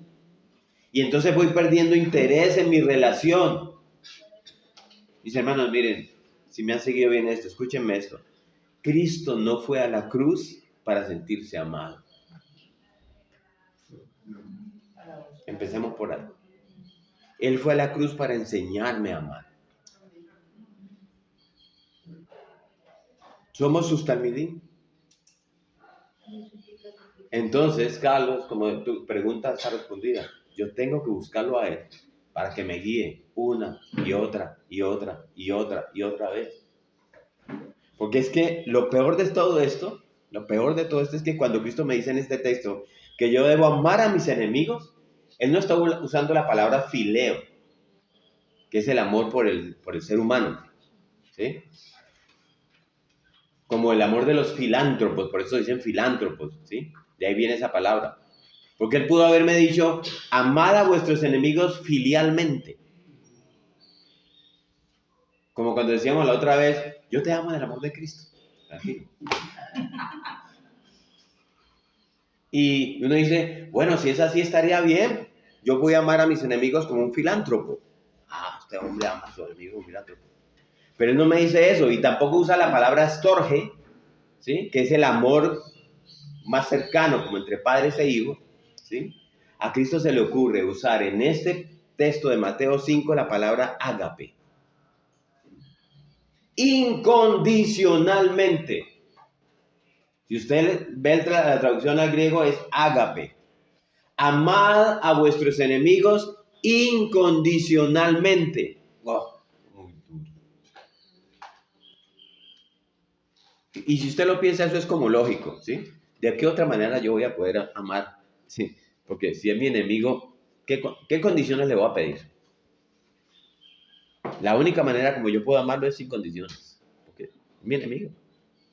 Para comenzar. Y Cristo me dice, bueno, así es que lo tienes que amar. Uf. Ahí yo paré un rato. Ahora escúchenme esto. Si somos honestos y usted ha entendido esto, nosotros tenemos que arrepentirnos todos los días. Nosotros no hacemos eso. Seguro no lo hacemos. Ni lo hemos hecho incluso con nuestros cónyuges. Así es nuestro corazón. El día que mi cónyuge me habló como rayado, los menos problemáticos mínimo comienzan a distanciarse un poco. ¿Sí? Y por ese tiempo, a esa hora, ya no la amo igual. No, si vos querés, en ese momento no puedo decir eso.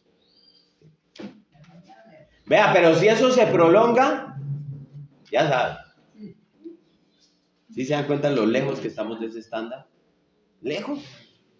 Y Cristo dice, amad a vuestros enemigos incondicionalmente, con amor ágape. Entonces, chicos, nuestro egocentrismo. Todo para nosotros, en función de nosotros. ¿Qué más hay entre nosotros que nos impide ser talmidín con el carácter de nuestro maestro? Nuestro orgullo. Está conectado allí. Porque el orgullo se resiente. El orgullo guarda rencor. El orgullo guarda resentimiento, el orgullo lleva cuentas. Y eso no nos permite amar incondicionalmente. ¿Qué más? Nuestro sentido de ajuste de cuentas. Si examinamos nuestras vidas, yo he tratado de hacer eso y con esto me quedé un rato ahí. Yo he tratado de hacer esto conmigo mismo, créanme. Y llevamos como un ajuste de cuentas. Es como cuando jugamos ping-pong. Cuando usted juega ping-pong, ¿aquí alguien ha jugado ping-pong? ¿Sí? Eso queda más se debe ilustrar para los chicos, les queda más fácil. Cuando uno juega ping-pong, cada vez que la bola viene, entra a mi cancha, yo quiero devolverla, pero con más efecto y con más fuerza. ¿Sí o no? Así es en el plano de la relación. Cada vez que me tiran la bola, yo te la quiero devolver, pero más duro y con más efecto y como siempre, buscando un balance para yo estar por encima. ¿Sí? Y si siento que me mandaron esa bola y no pude responderla bien, yo me siento que estoy en rojo. No. Y yo quiero rapidito poner eso en negro, ¿sí? Y cuando está en negro, que está de mi lado, yo digo, ahora sí me siento bien. Se la devolví, con mejor efecto y con más fuerza, ¿sí? Pero cuando siento que estoy en rojo y que está en el lado mío, vea, yo no puedo dormir. Pienso en eso todo el tiempo, me molestó eso. No, es que, mira, no he podido superar eso desde el 2015. Yo no he podido dormir, yo estoy intranquilo, es más, he estado nervioso, ansioso. ¿Por qué? Porque estoy en rojo, estoy por debajo, estoy perdiendo. Eso es nuestro orgullo. Eso es nuestro ajuste de cuentas. Queremos ajustar las cuentas. Y eso no nos permite amar incondicionalmente. ¿Ibas a decir algo, Soco? Sí, es que no es solamente a nuestros enemigos, es también a nuestros amigos, a nuestra familia. Sí, por eso te decía, Dios nos dice... El egoísmo hace que piense solamente en mí, ¿ves? Y entonces, ¿hasta qué punto yo me he encontrado en esa situación? ¿Hasta qué punto puedo yo incomodarme para hacer algo por un amigo, por hacer algo por otra persona? Porque nuestro egoísmo, y hay dos áreas, dos épocas de la vida de un ser humano donde se demuestra más el egoísmo, y es cuando se tiene 3 años, el niño que dice yo solo, yo, y que quiere y que demanda todo para él, y la adolescencia o la preadolescencia, donde quieren que todo gire alrededor de ellos, porque están en las dos épocas, están en un proceso de buscar su identidad, pero muchas veces no superamos eso y seguimos. Siempre hay egoísmo en el corazón del hombre. Entonces, yo diría, tú pusiste el ejemplo, cuando estaba uno con su pareja y su pareja le contesta mal, entonces ya se siente uno mal, ¿por qué me hizo eso? Porque es que yo no merezco que a mí me hagan eso, ¿sí? Porque yo estoy por encima de la otra persona. Entonces es no solamente... el enemigo. Si no lo hacemos con nuestro cónyuge, con nuestros hijos, identificar el egoísmo en el corazón de uno. Sí. Ahora, yo no merezco que me traten mal, eso es honesto y me parece correcto. El tema es que yo aborrezca por eso. Por eso el rey David decía, examina mi corazón. Y eso es lo que muéstrame, porque es algo ahí que está. continuamente tenemos que estar Ahí está, haciendo. en el corazón del hombre desde Adán y Eva. ¿Sí? Y así seguiremos. ¿Sí? Entonces, nuestro sentido de autojusticia que siempre espera que el otro me ame primero. ¿Sí? O sea, vamos a ver si yo puedo comenzar a considerar la posibilidad de quizás de pronto devolverle algo de amor a este. Déjeme pensarlo. Yo tengo que orar sobre eso. Yo tengo que orar. Somos piadosos. Mucho. Sí, y mucho. Eso es de diario. ¿Sí? Pero entonces yo le digo a esa persona, vení, pero ¿no querés reconciliarte? Sí, pero necesito tiempo, pastor, necesito tiempo. Le damos al tiempo el poder, ¿no? ¿Sí? Déjame pensarlo un poco. Ese es nuestro sentido de autojusticia. Cuando yo diga, en el momento en que yo me sienta, ¿sí? En todos nosotros está eso. En unos está más vivo que en otros, pero es parte de nuestra naturaleza humana. Otro, nuestros ídolos del corazón. Juan Calvino decía que el corazón humano es una máquina continua de productora de ídolos. Y apenas Dios nos tumba un ídolo, ¡prum!, nosotros subimos otro. Y que lo único que puede destruir eso es la predicación de la palabra. Yo le decía a mi esposa en estos días que hay una parejita en conflicto y ella está agarrada de la fidelidad. Yo lo entiendo. Porque él falló. Pero para ella la fidelidad es un ídolo. ¿Cómo así? Sí. Estás mirando por encima de Dios, de tu capacidad de restaurar tu matrimonio, de tu capacidad de dejar que Dios entre porque ella quiere restaurar. Saca a relucir cada rato su ídolo. La fidelidad. Esto es un ídolo. No que la fidelidad sea mala, sino que la pones por encima de la capacidad de Dios para restaurar tu relación. Si no hay fidelidad, yo no puedo. Eso es un ídolo. Dale a Dios el lugar y Él te va a tumbar ese ídolo. Y el problema es que se quedan ahí y cuando uno piensa, hace la persona lo que tanto le juzgó al otro. Ah, sí, claro. Sí, eso sí sabemos, pues. Eso es un miedo mío permanente. Porque me ha pasado. Cada vez que he juzgado, ¡paquete! Me pasa. ¿Sí? Entonces nosotros tenemos ídolos que amamos más que a Dios. Que compiten con mi amor por Dios y con mi amor por el otro. Esa fidelidad, ella la tiene tan puesta allí que compite con su amor hacia Él. Y no quiere soltar porque habla de la fidelidad como un ídolo en su relación. ¿Sí? Entonces, eso compite contra tu amor por incondicional. Y aunque yo no lo piense de esta manera, así es como el corazón lo siente. Mire, el que me quiera a mí me tiene que amar con eso. ¿No lo ha oído? Con mis ídolos. Cuando Jacob le dice a Raquel, Raquel, vámonos a casar, vámonos. Y Raquel, ¿qué le dice? Sí, pero con mis ídolos. ¿Sí? Yo no voy a dejar mis ídolos atrás, le dice Raquel a Jacob. Y Jacob le dice, son de tu papá, pues me los robo, me los llevo en el bolsillo. Pero son mis ídolos y no me voy sin ellos. Ese está en nuestros corazones. Y Raquel se fue con los ídolos y nosotros no negociamos nuestros ídolos.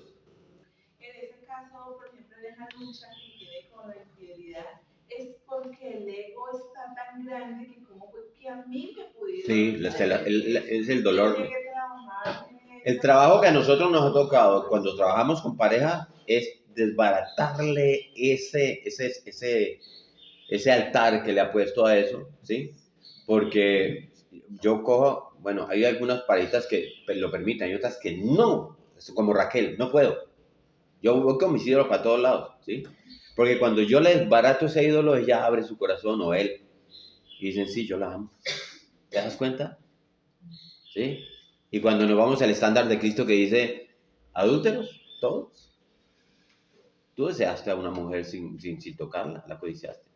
Eso te hace tan juzgado como el que comete adulterio. Ya lo hemos aprendido acá. Por eso es que cuando uno trabaja con parejas, uno se quita toda esa...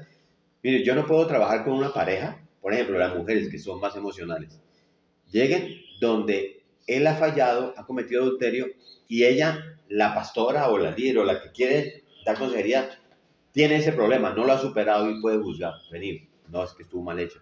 Si tú entras de entrada a apoyar eso, ya no logras resolver el problema. Tal vez logras en el corazón de la mujer calmarla y estoy contigo, no te preocupes, si él hizo mal, nada, lo que sea, pero no logras que ella saque sus ídolos y ponga su corazón y diga, yo lo amo. Ayúdame a recuperar esto. Cuando los dos quieren recuperarlo. Eso es un trabajo permanente cuando uno le toca trabajar con pareja. Quitarle ese ídolo y poder sacar el corazón y mostrar el carácter de Cristo ahí. Y eso es con mi cónyuge. ¿Cómo será con mi enemigo? ¿Cómo será con mi enemigo? ¿Sí?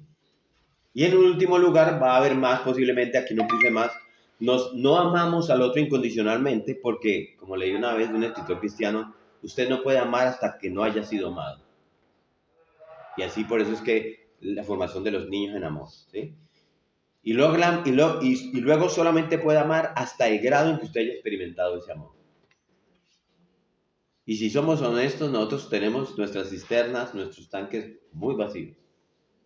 Y están vacíos muchas veces porque, por ejemplo, nuestros progenitores no nos amaron o no nos mostraron amor. Y nuestros tanques están vacíos. Porque mi relación con Dios no es suficientemente íntima como para permitir que Dios los llene todos los días. Y entonces nosotros vivimos tocados. ¿Sí? Dame el uso de la palabra tocados. ¿Sí? Estamos vacíos porque nosotros nos hemos ingeniado un estilo de vida para mantener nuestras relaciones a distancia.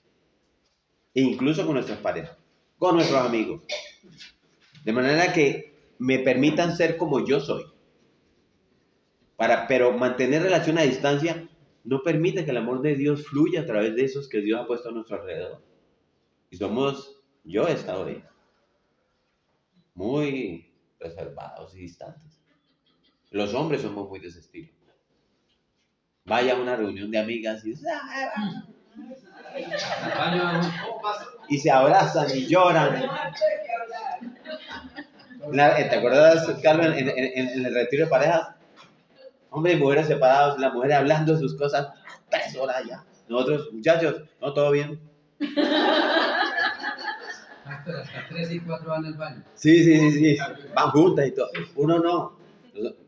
Queremos mantener una distancia porque nos han enseñado eso. ¿Sí? Miren, el cambio nuestro siempre está supuesto a ocurrir en comunidad. En comunidad. El proyecto, por llamarlo así, cristiano, es un proyecto de comunidad. El ser humano no cambia en soledad. No crea eso. Aunque es un don de Dios y es poder de Dios, la palabra nos dice que el cambio ocurre por medio del Evangelio, ¿sí? Y es en comunidad. Lea Hechos de los Apóstoles, cómo fue pasando y eso se fue expandiendo. Por eso Dios nos ha puesto a todos nosotros aquí, uno al lado del otro, para que aprendamos a amarnos al uno al otro, a soportarnos, porque tenemos los tanques vacíos. Venga, pastor, pero mire, venga, es que usted no sabe lo que Él me hizo. ¿Sí? Ya, yo les digo esto, yo a veces he querido decir lo mismo. ¿Sí? Pero yo sé, que lo sé porque lo sé, que si yo fuera donde Jesús y le dijera, Señor, es que tú no sabes lo que Él me ha hecho. Con toda probabilidad, Jesús me va a tomar de la mano. ¿Cómo es Él, no? Manso y humilde. Y me va a llevar hasta la cruz. Me va a llevar hasta allá. Y me va a poner ahí delante. Y me va a ayudar a revivir ese momento, porque lo ha hecho. Y me va a decir, mírame, ahí, clavado, ensangrentado, con una corona de espinas, sobre un madero cruzado, ahí en el Calvario. Y eso es lo que tu pecado me ha hecho, Rodrigo. ¿Quieres que hablemos de eso? Yo ahí no tengo otra que arrodillarme, porque eso es llevar mis cargas a Cristo. Tenemos que hacerlo eso. Miren, mis amados, Dios quiere que los talmidín de su Hijo luzcan como Él. De hecho, el propósito número 1 de Dios cuando nos eligió en la eternidad pasada, cuando me conoció a mí, dice, me predestinó, y cuando me predestinó me llamó, y cuando me llamó me justificó, y cuando me justificó me glorificó. ¿Para qué? Romanos 8. Para que yo sea hecho conforme a la imagen de su Hijo. ¿Sí? Para que mis talmidín luzcan como mi Hijo, que fue su maestro. Eso es. Por eso es que en el versículo 45 de Mateo 5 dice, para que seáis hijos de vuestro Padre que está en los cielos, que hace salir el sol sobre los malos y los buenos y hace llover sobre los justos y injustos. Y pasamos al punto 4, que es el contraste de la enseñanza. Sí.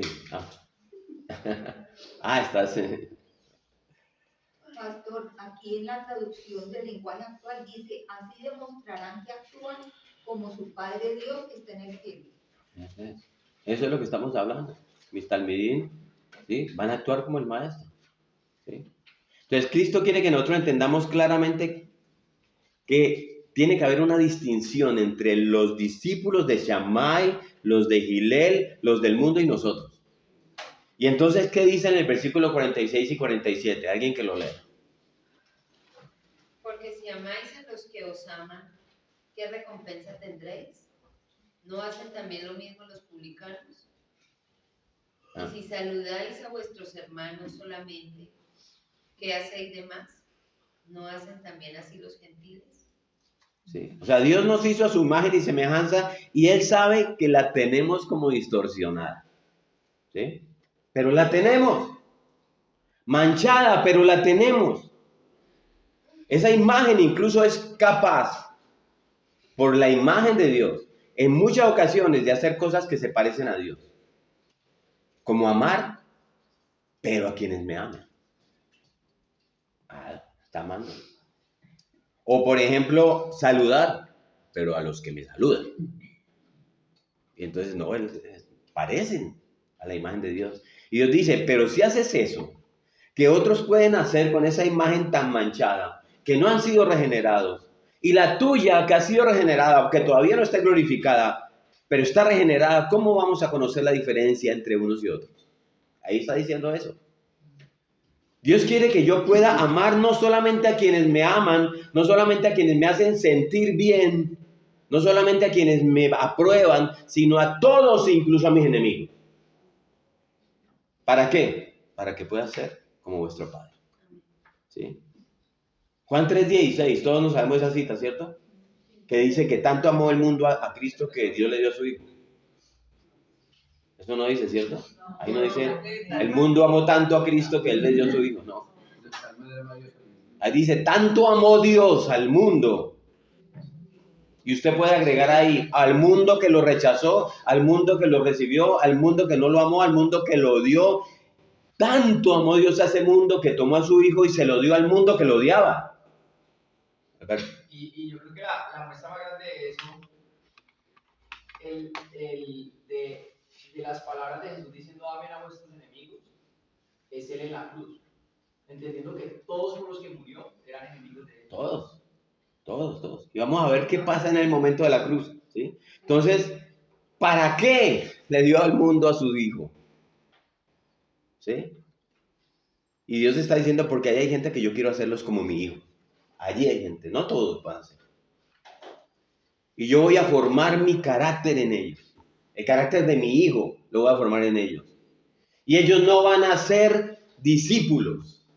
Ellos van a ser talmidín. Y todo talmidín, cuando ha aprendido bien, va a ser como su maestro. Aunque le duela. Lo hará sin dolor. Dios nos va a cincelar. Y es que usted toma la vida de los 11 hombres que andaban con Jesús y ve cómo murieron ellos. Y uno se da cuenta. Cristo triunfó con esos hombres. Bueno, y con todos los que Él se mete. Los hizo a su imagen.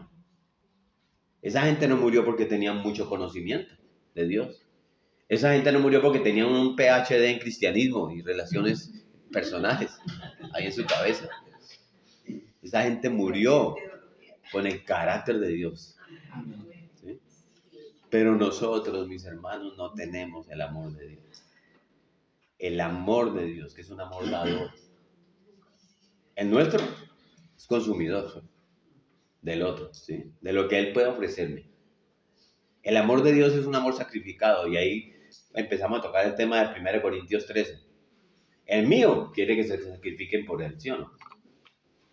El amor de Dios es paciente, pero nosotros somos muy pacientes, ¿sí? Si no has logrado amarme como yo quiero y hacerme sentir bien como yo quiero, egocentrismo, y aprobarme como yo quiero, te doy 3 meses. Pues esto se acaba. Lo siento, se acabó el tiempo. El amor de Dios es paciente. El amor de Dios es perdonador. El nuestro lleva cuentas. ¿sí? El amor de Dios es tolerante.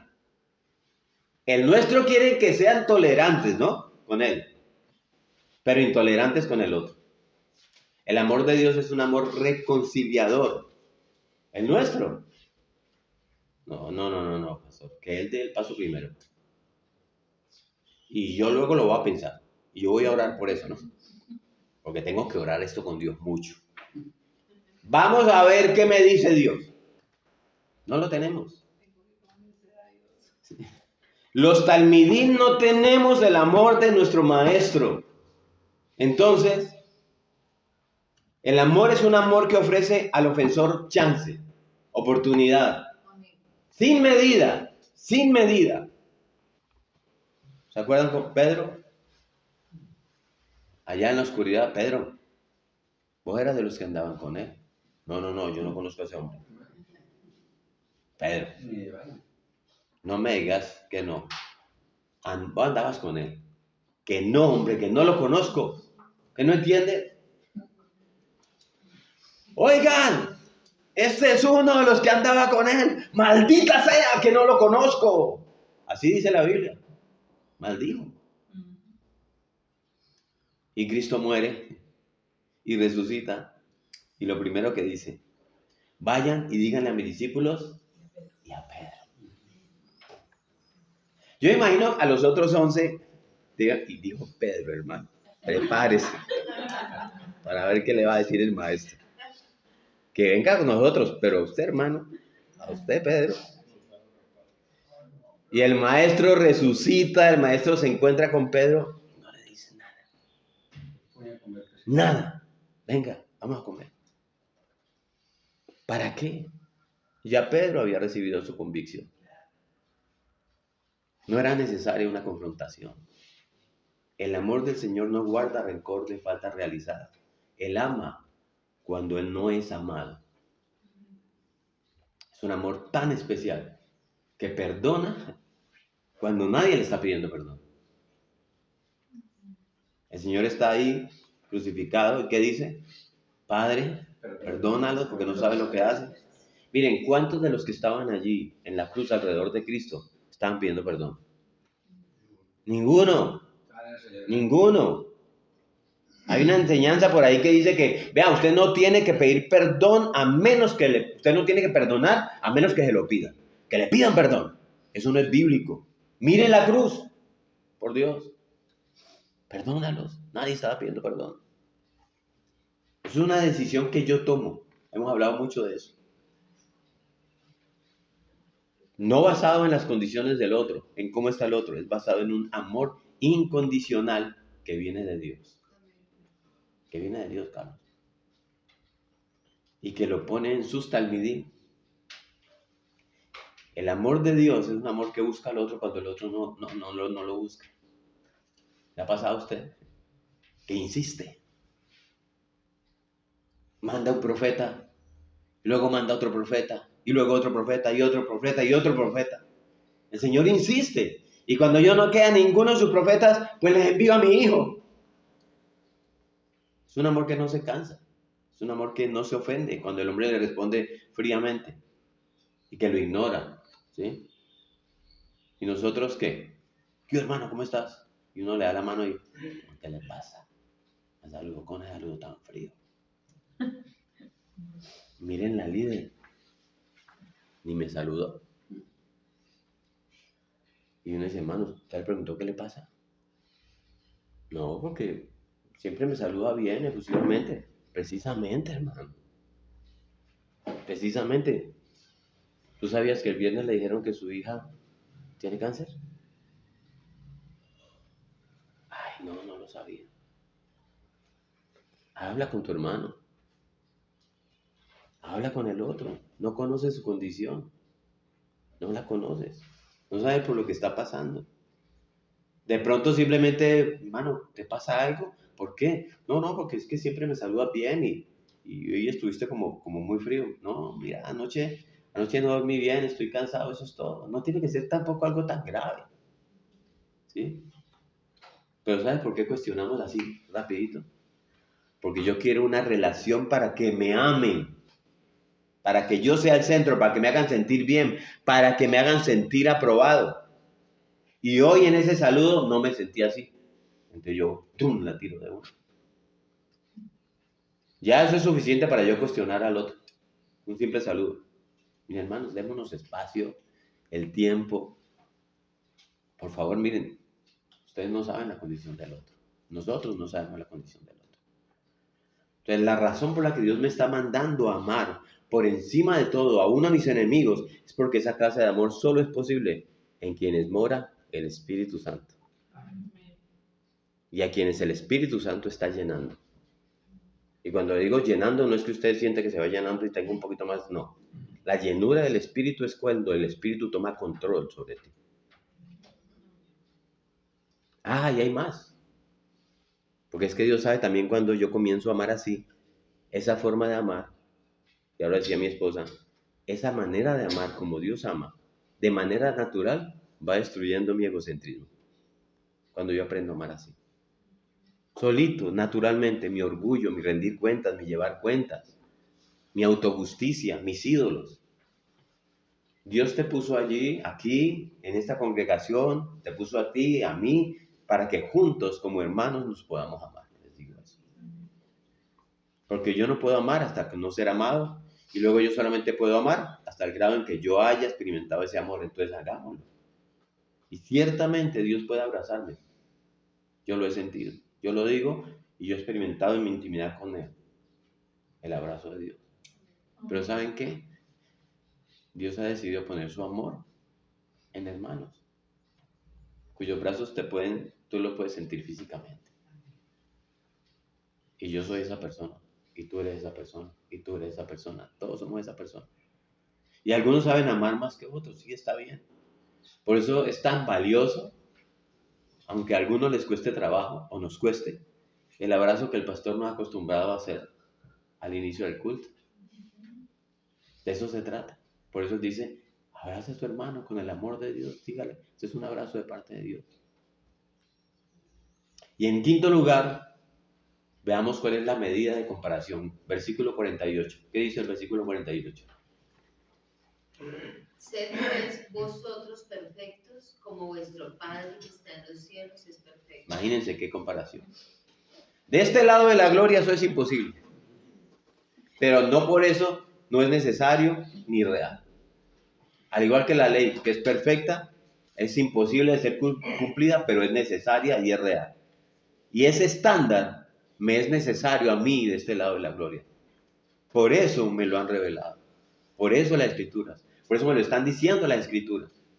Porque ese estándar me recuerda a mí lo lejos que estoy. Ya no sé si usted lo ha sentido. ¿Y qué pasa? Entonces eso me va a ayudar a ser más humilde, más tolerante, menos juzgador. Porque yo me doy cuenta y miren, solo digo, ay, caramba, qué lejos estoy de lo que Dios me está pidiendo.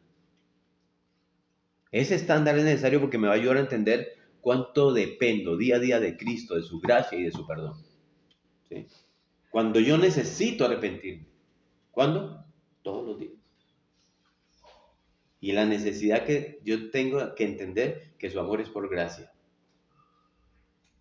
El amor de Dios es incondicional, es por gracia. Decía C.S. Lewis que Dios es fácil de complacer, pero es difícil de satisfacer. ¿Sí? Entonces, ¿qué es lo que está diciendo este hombre? Bueno, mire, si Dios me ve moviéndome en la dirección de su estándar, haciendo mi mejor esfuerzo por alcanzar su estándar, tratando de vivir realmente mi adopción como hijo de Dios, tratando de mostrar esa adopción, eso le complace. ¿Sí o no? A pesar de mi imperfección. Eso le complace a Dios. Él sabe que de este lado de la gloria yo no voy a alcanzarle el estándar que Él pide. ¿Sí? Pero Él está complacido por ese esfuerzo. Pero no está satisfecho. Porque Él solamente va a estar satisfecho hasta que cuando yo cruce esa línea. Ese es el momento. Y yo pueda ser verdaderamente como Él es. ¿Sí? Y yo pueda finalmente amar completamente como Él ama. Pero de nuevo, aquí, nuestro amor no es así. Y les voy a mostrar una ilustración de eso. Yo estoy casado. Y en alguna medida mi esposa se distancia de mí. Eso a mí me duele. Alguien podría decir por ahí, si es un buen esposo. Pero a mí me duele si mi esposa se distancia de mí. ¿Por qué me duele? Porque perdí algo. Estoy perdiendo algo. ¿Sí? Entonces, se trata de mí. Todo el tiempo se trata de mí. Ahora, yo tengo una relación con Dios. ¿Sí? Y me alejo yo. Me distancio. A Dios le duele. Pero no porque Él haya perdido algo, sino porque yo estoy perdiendo algo. ¿Sí ven la diferencia? A mí me duele cuando mi esposa se aleja porque yo perdí algo. Cuando yo me alejo de Dios, a Dios le duele, pero porque yo, el que me alejé, soy el que perdí. Él sigue siendo Dios. En otras palabras, el amor de Dios está enfocado en el amado. ¿Sí? Nuestro amor está enfocado en nosotros, egocéntricamente. Y a Dios le duele que el amado pierda y que esté en esas condiciones. Entonces, en el día a día, ¿cómo es esto? Tú me ofendes, a mí me duele. ¿Por qué? Porque se trata de mí. Me han herido. Ahora, yo te ofendo y eso no me duele. Yo no soy el dolido, ¿cierto? Porque yo no soy el herido. Yo no soy el que está herido. Que le duele a ella. Pero cuando yo llego a amar como Dios ama, incondicionalmente, el día que yo ofendo a alguien, a mí me duele por haberlo ofendido. Cuando yo aprendo a amar como Dios ama. Pero, ¿por qué? Porque lo amo. Por eso simplemente. Y precisamente he ofendido a quien amo. Debe dolerme. Ofendemos a nuestros cónyuges y no nos duele. Perdón por los casados. Ni pedimos perdón. ¿Por qué? Porque se trata de mí. Y yo no soy el herido. A Dios le duele cuando el amado está herido, pero a nosotros no, porque nosotros no somos así. Pero mi llamado y tu llamado es a tener el carácter de Dios. A exhibir tu adopción. Y escuchen esta historia para ir cerrando. Ella era una mujer de una tribu de estas de la selva. Tribu de esas que están bien metidas dentro de la selva. Se enferma. Probablemente es una enfermedad terminal. Los hombres de la tribu la tomaron y se la llevaron a un lugar solitario y la abandonaron allí para que se muriera. Esa era su manera. Y unos misioneros la recogieron y la llevaron a un médico que estaba ahí con ellos, dentro de los misioneros. Este médico la trató, la nutrió, la recuperó, la sanó y la fortaleció. Un día ella está ahí en la clínica preguntándose, yo no entiendo a este médico. Yo no sé, él no me conocía cuando me trajeron aquí y ha luchado tanto conmigo. Él no me conocía para que me amara de esa manera. Es la reflexión de ella.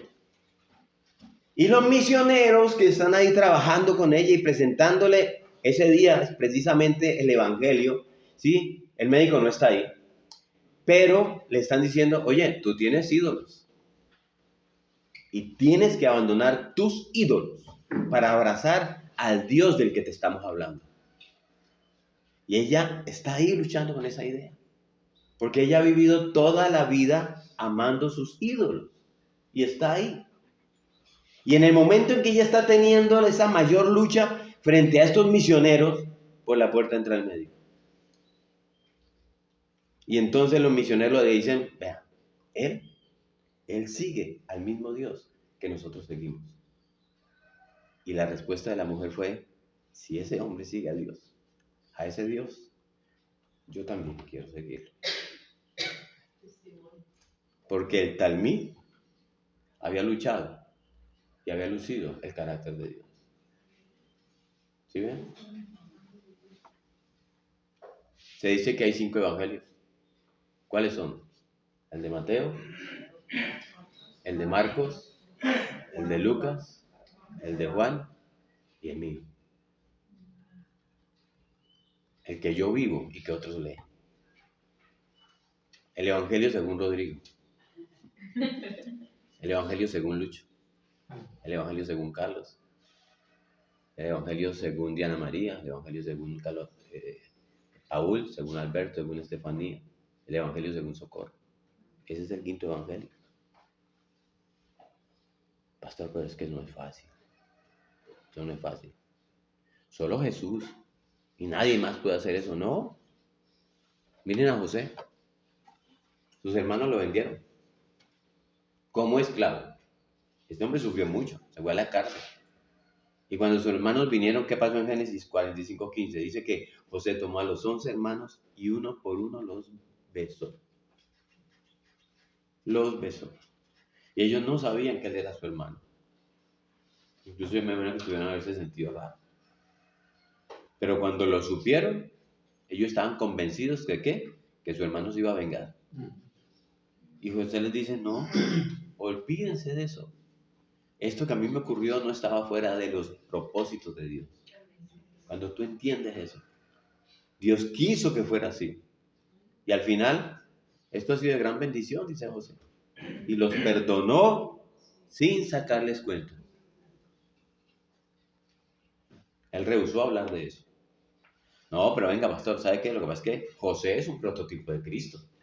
Ok, vámonos más. Oseas amó a su esposa. ¿Cuándo la amó? Cuando estaba con otro.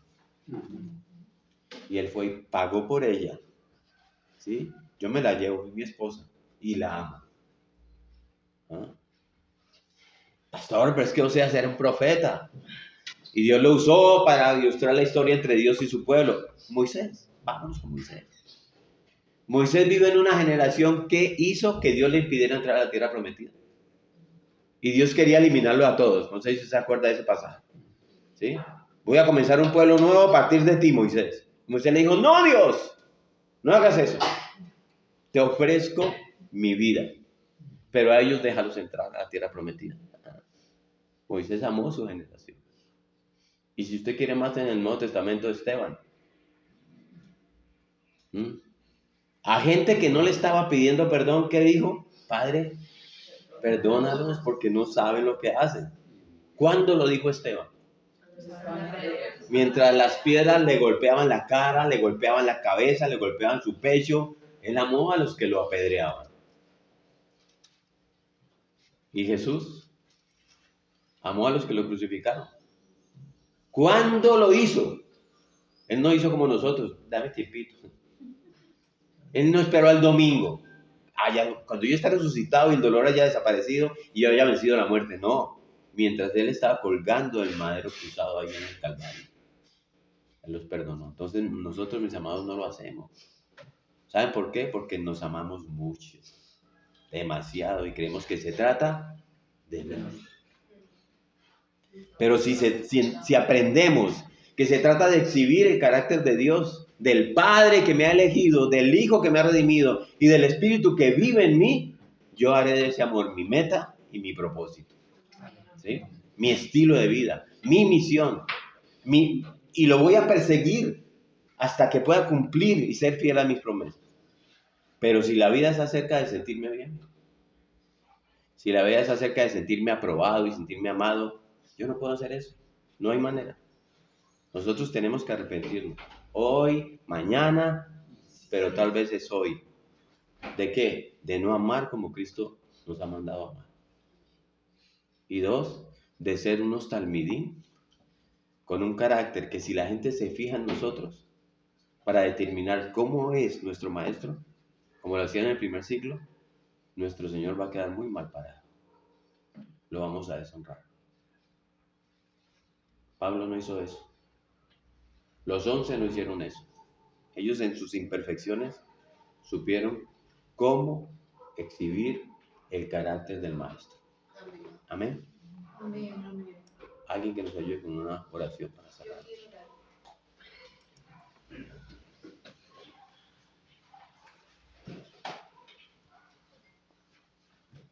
Señor, hoy estamos aquí, ¿verdad? Y hoy te pedimos perdón, Señor. Perdón. Porque no hemos sabido amar como tú nos enseñas. Hoy te pedimos perdón, Señor. Te pido perdón. Porque en mis acciones de pronto no he reflejado tu carácter, Señor. Perdónanos, Señor. Perdónanos. Hoy te pido, Espíritu Santo, que seas tú llenándonos de ti y enseñándonos a amar, así como tú nos amas, Señor. Enséñanos a amar a los que tenemos al lado, a los que nos aman, pero aún más. Enséñanos a amar a los que no nos aman, aún a los que ni siquiera conocemos y en algún momento se nos cruzan por el camino. Toca nuestro corazón, Señor. Quita toda dureza y enséñanos a ver a las personas que están alrededor a través de tus ojos. Enséñanos a amarlas, Señor, con tu amor. Enséñanos, Señor, y te lo pido desde el fondo de mi corazón. Hoy te doy gracias, Señor, por la vida de mi maestro preferido, Señor. Gracias por la revelación que tú colocas en él, Señor. Gracias, Señor, porque tú eres el que nos convoca y nos tienes aquí, aprendiendo más de ti, Señor. Yo hoy te pido para que seas tú tocando el corazón de todos mis hermanos, de toda mi iglesia, Señor. Porque aquí deberíamos estar todos aprendiendo a conocerte y a ser como tú. Te pido, Señor, que nos enseñes de verdad. Necesitamos de ti. Porque queremos ser, Señor, unos talmidim, que reflejemos tu carácter, Señor. Que reflejemos tu carácter. Porque aunque vivimos en este mundo, Padre, no somos de este mundo. Somos tuyos, Señor. Que no seamos unos cristianos denominacionales, sino que de verdad reflejemos tu carácter, Señor. Que nos duele el prójimo,